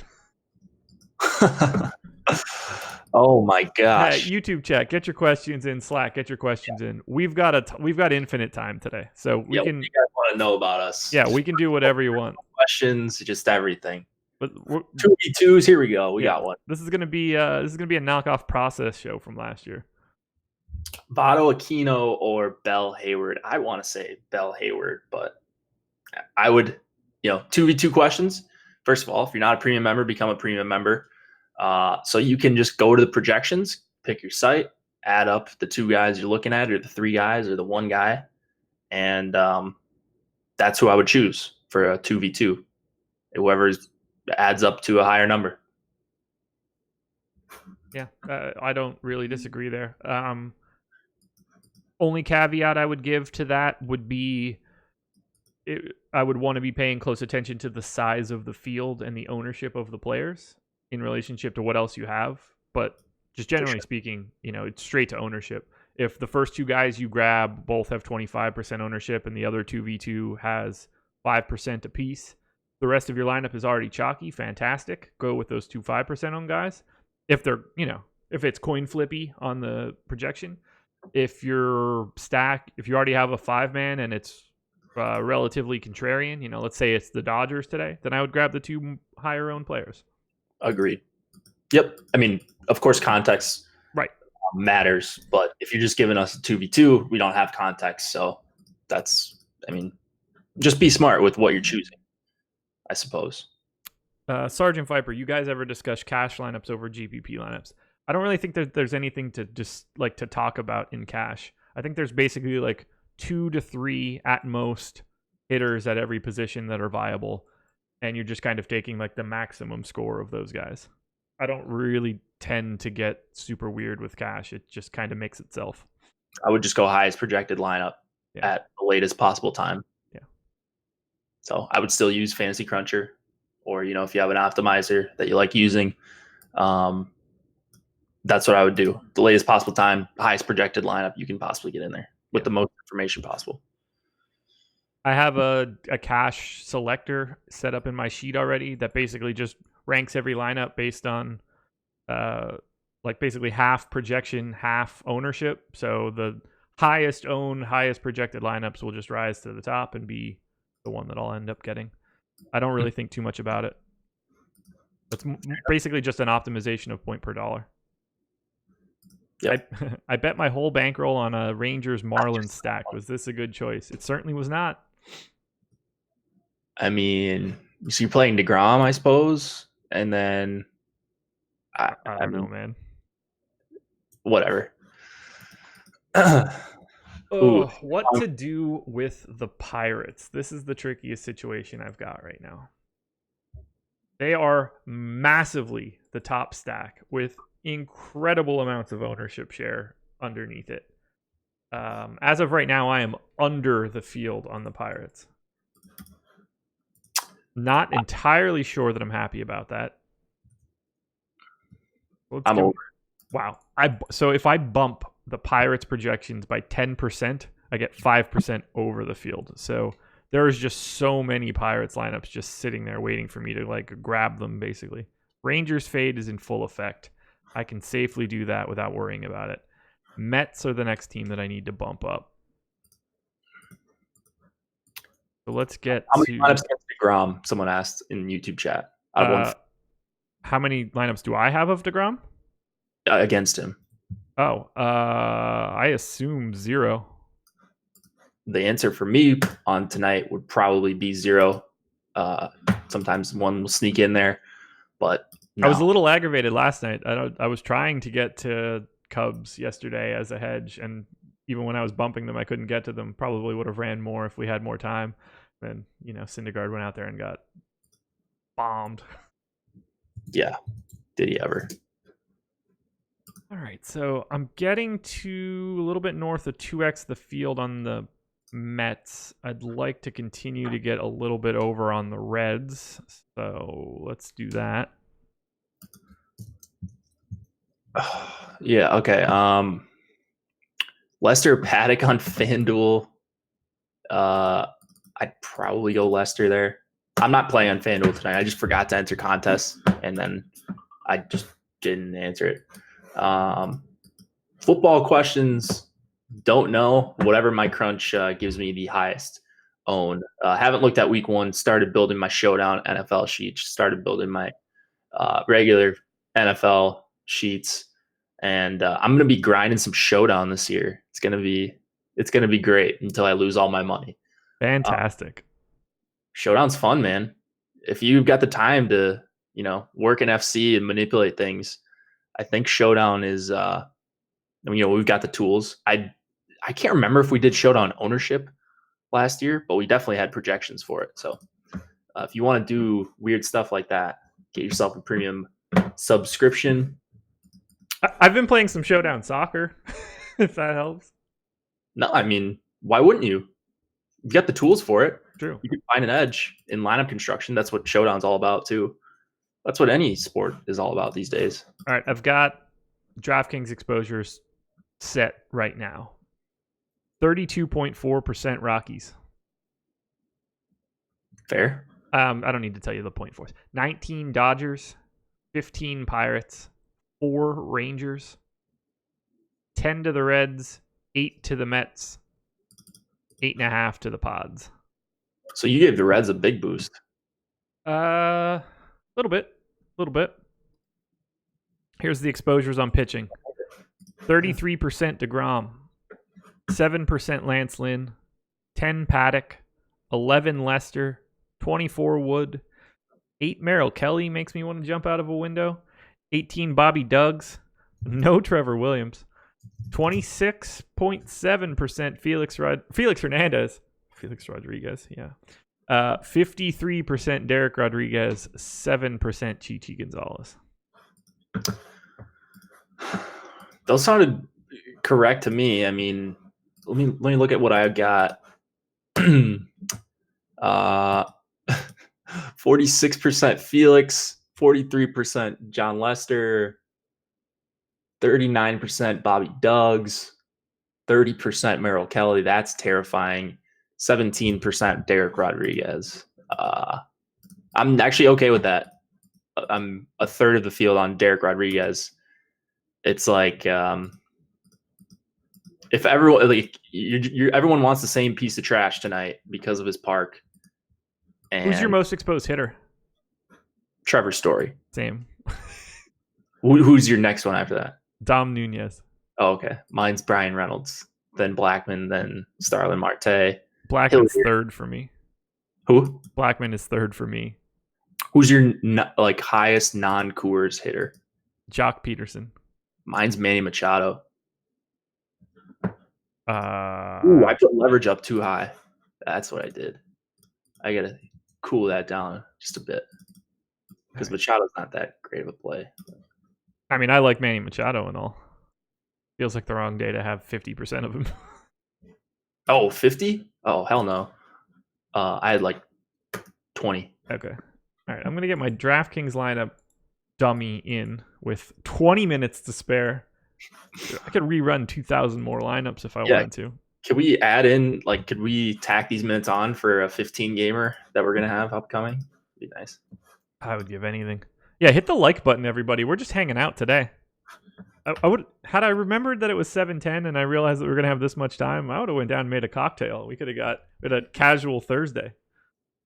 It's gonna get real casual for me. I've got my fantasy draft, so I don't know if people are here yet. But it's a 14-team league, and everyone's gonna be at my house right after the show. Nice. So it's gonna be nice and casual. Yeah, I'm sure. Meanwhile, I'm gonna go drop the car off at the dealership to get an oil change. We're having slightly different nights. Married life. Yeah. No keg tonight, though. Who knows?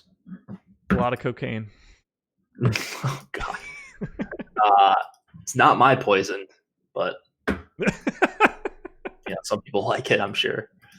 I truly have no idea. And I don't mean that in a sarcastic way. I actually literally have no idea. I don't either. So, yeah. Someone in chat, feel free to speak. I'm sure Chad will light this one up. Yeah, in 30 seconds. All right. FanDuel initial exposures, tons of Rockies, Dodgers, Pirates, Padres. We already know how this is shaking out. So let's go ahead and make a couple tweaks and see where we end up. I like it, though. Are we going to have time to go to Bed Bath & Beyond, Josh? I don't know. I don't know if we're not going to have enough time. That sounds pretty good. Yeah. Going back to someone asked about showdown ownerships. I don't know if we're going to have those. I'm not sure, but I think we had them for the Super Bowl, so they're up there if you search it on Google. Would be pretty cool if we did have them, but no promises there. We're of course going to have regular ownerships for all the slates. So, wow, I can't get to nearly enough Mets on FanDuel right now. Is that problematic? 14% ownership right now on Lester. I am going to see. So here's a perfect example right now, guys. I'm not getting into enough Mets. So what I'm going to do is come over here and crunch out just some Mets 4-man stacks and a couple 3-man Mets stacks and add them to my sheet so that I can see if I can get to more Mets on purpose. So I'll literally only select the Mets as my 4-man, and I don't know, I'll crunch 50, but I'm going to merge them back into my old crunch so that I don't double up the same lineup in the same export. Right. Oh, I don't know. Let's do 30 new 4-man Met stacks. Can only find 2 teams with constraints. Why would that be? Oh, because my Mets caps are too high. People make old school references. I've seen that. I've seen old school. But why? My brother's calling me. He knows I'm on a show. Just answer it, man. No, I'm not gonna put him on blast like that. Yeah, answer it and like dress him down for being like, yo, man, I'm on the show. Literally coming to my house right now. He's in this fantasy league. Like he knows I do the show like every night. Like he watches the show and comes in chat and like talks. Come on, man. What a clown. Yeah. Put him on blast. Answer the phone. Be like, yo, man, you're the worst. No, he'd get really embarrassed. That's fine. He said like 0 words in Slack. I think he's asked Adam like 1 question once. That's funny. All right, 30 4-man Met stacks in 30 more 3-man Met stacks. I will select these and copy them to Crunch 1. Let's see how many I lose.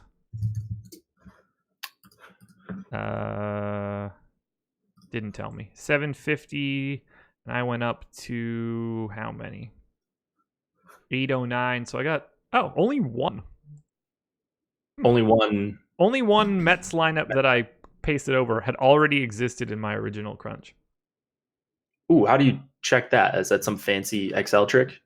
No, if you copy from one Crunch to the other, it won't copy the same lineup over. Oh. So I ran a second Crunch of 60 lineups. I already had 750. When I merged those two together, I only got to 809. Okay. Fair enough. Yeah, nothing crazy. Fantasy Crunch are a pretty cool tool. You guys should check that out. All right, so now I could refresh this, and I have the Mets set to 200x, or like 200, an extra 100% to their projections because wow. I didn't have any more available lineups to get pushed into the top. So I just wanted to see what like the actual ceiling was, the most that I could sort from what I had before.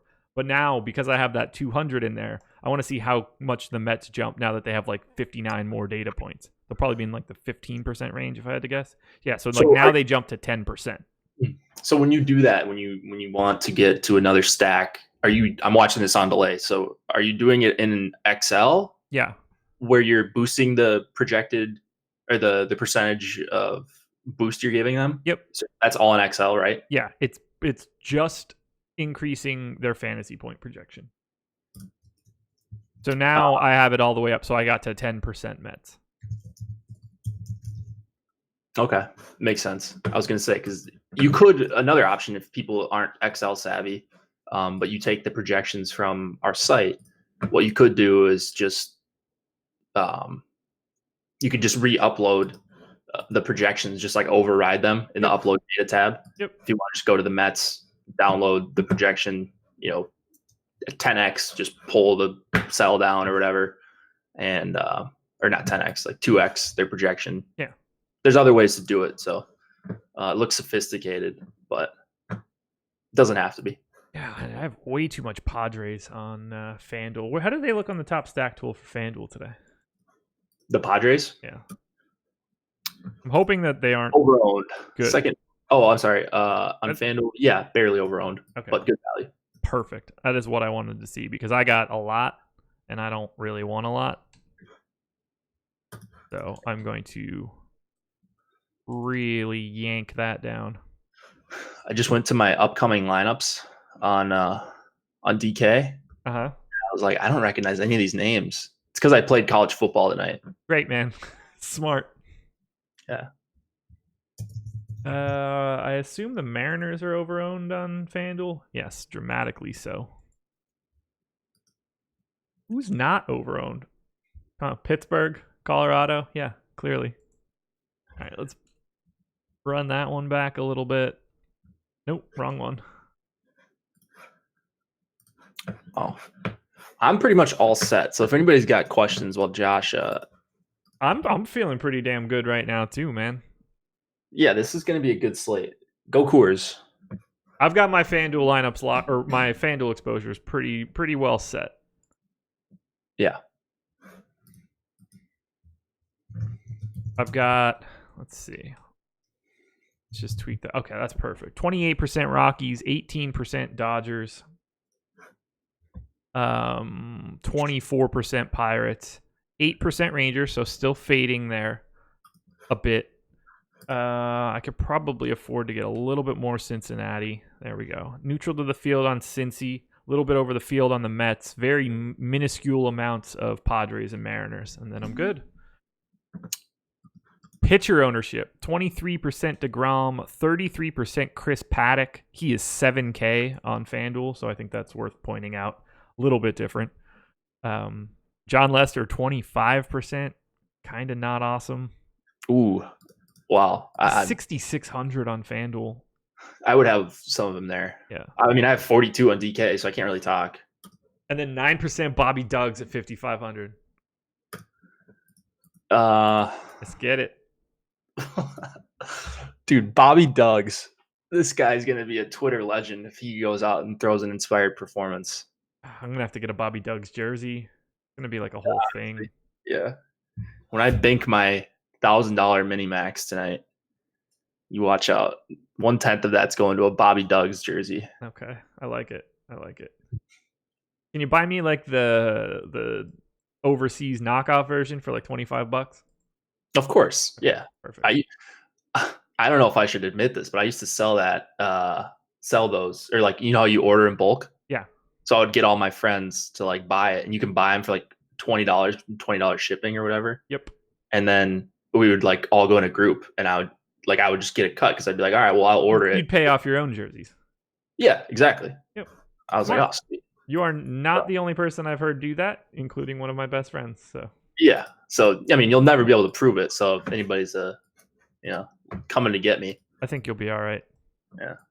It's not like I admitted it in front of 522 people, but meanwhile, Tom's sending us DMs like, "Yo, don't talk about that stuff on the stream." yeah, that's more of a gray area than anything. Yeah. So, I was doing that. Look, I bought a ton of jerseys like that for a while. Well, yeah, you have to buy it in bulk, otherwise you get drilled for shipping. And the quality of the jerseys sucked. They used to be really good. I bought soccer jerseys 5-6 years ago that are still in perfect condition without a lost stitch anywhere. And then like 2 or 3 years after that, I would wash it once and all the damn numbers would come off and it would just be brutal. Yeah. That's how basically all they were. All of them were. All right, FanDuel lineups are done. I am feeling fantastic here. Is this the longest live before lock ever? Hour and a half? It's gonna be. It might be. Someone asked me how my college football lineups are doing, or how are they looking. No idea. No clue. No clue. Wake up and hope the balance is higher. Well, I'll track them. Like I'll check and see if I completely messed things up. I used FC. Do you follow college football? No. Okay. Not a chance. It took me like 10 minutes to make lineups. Okay. It was just like a spur of the moment thing. I was like, oh, FC had projections. They looked okay. Yeah. I was like, well, might as well play. There's 2 quarterbacks. There's no defense. Let's go. Let's see if this thing works. Oh, do you know how much you have of your dong pick, Pete Alonso? Not much. Dude, I don't even know if I have any of him. Right now. Are you taking my strategy? Yeah, I don't have a single Pete Alonso share right now. I have my lineups in, so I don't think I'm getting 15% Bellinger on DraftKings and 7% Bellinger on FanDuel, which is really hard to do when you have 18% aggregate of a team. I also have very little of Will Smith, but that's less weird on FanDuel. It is literally, I'm under the field on everyone besides Pittsburgh and Colorado, essentially.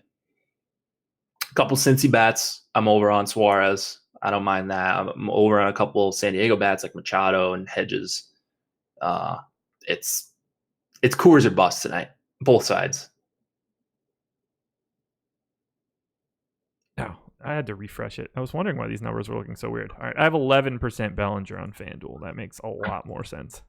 Ooh, new ownership. All right, let's see. I was gonna be like, damn it, that stinks, but what else do I have to do? Right, me too. Let's see if anything changed. Rodriguez went up another bump. Lester came up a couple percentage points. I'm going to refilter, and then this will be final. All right, let's see what we got. Trevor Story up to 59.3%. There you All go. right, Felix came down. Bobby Duggs, now my highest exposed pitcher on the slate. Fantastic. So Bobby Duggs, Felix, Lester, all 40% plus for me. That's where I'm making my living. Meryl Kelley went up a bit, 33%, 16.7%. D-Rod. Gonna be a fun one. I am bumping up Pittsburgh back to neutral now.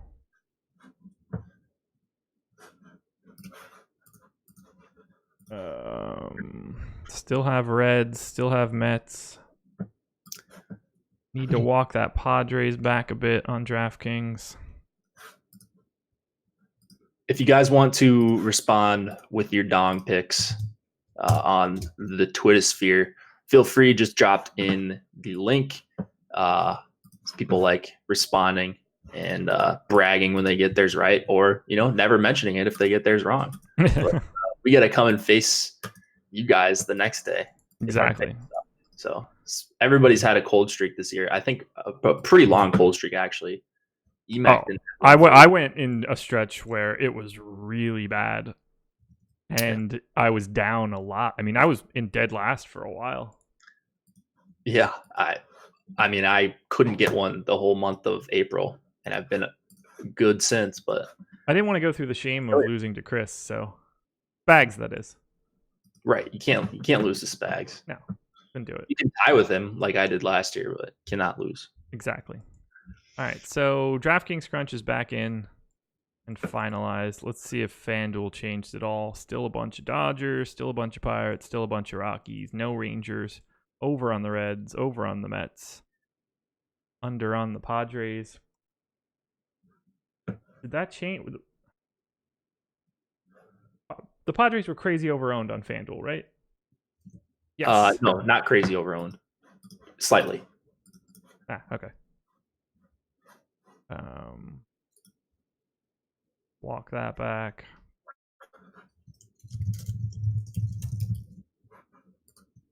All right, I'm feeling pretty good here. Feeling pretty good. Go a little bit more Dodgers. Done. Calling it a day. Yeah, this is nice and casual. We're not rushing. We've got plenty of time to get our stuff in.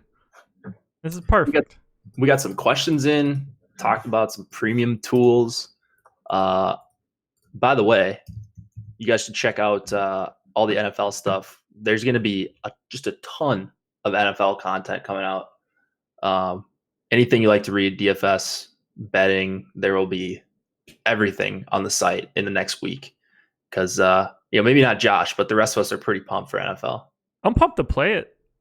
I'm very pumped to play it. I just hate listening to people's opinions on the NFL.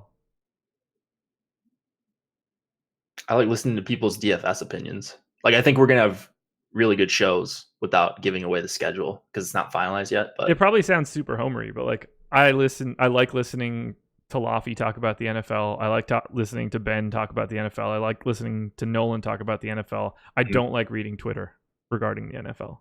Oh, I don't read Twitter. It is entertaining. I mean, I don't read Twitter to like get takes there.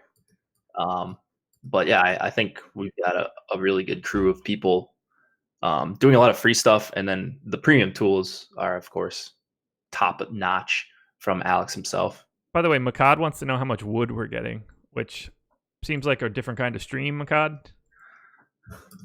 Alex, I have 8% now. I had 6.7. Now I have 8. I have 24. I'd rather be where you're at. I have 32% DeGrom. Did I get to any DeGrom? Let's see. I don't think I will. Oh, okay. I got to 3.3% Jacob DeGrom. There you go. Do you Moving think up. you'll regret that? Ask me in an hour. Because I'm going to have zero.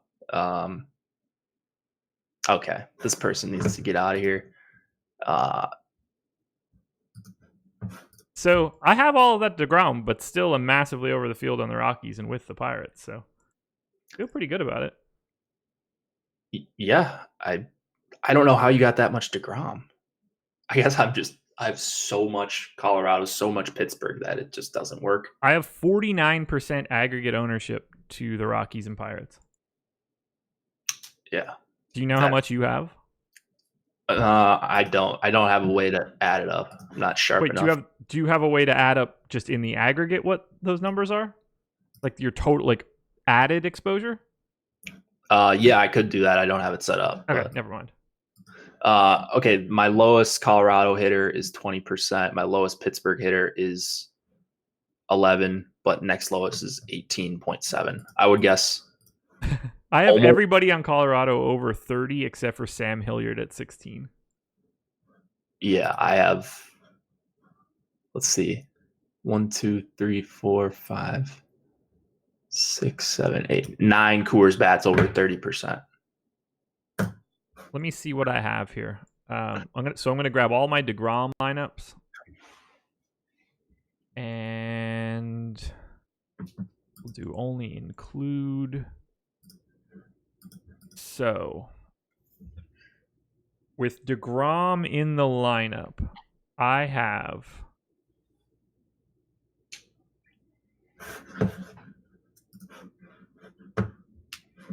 DeGrom with 8 either 4 or 5 man Rocky stacks.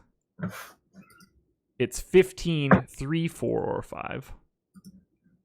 And then for the Pirates, it's DeGrom in 6 lineups, 3, 4, or 5. That's pretty good. I'm getting him with the Mets, getting him with the Padres a bit. I assume that I have him with the Dodgers, which feels like a fun spot to be in.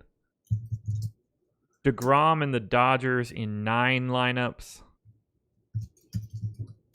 Where are my DeGrom 5 mans? A lot of DeGrom Reds 5 mans.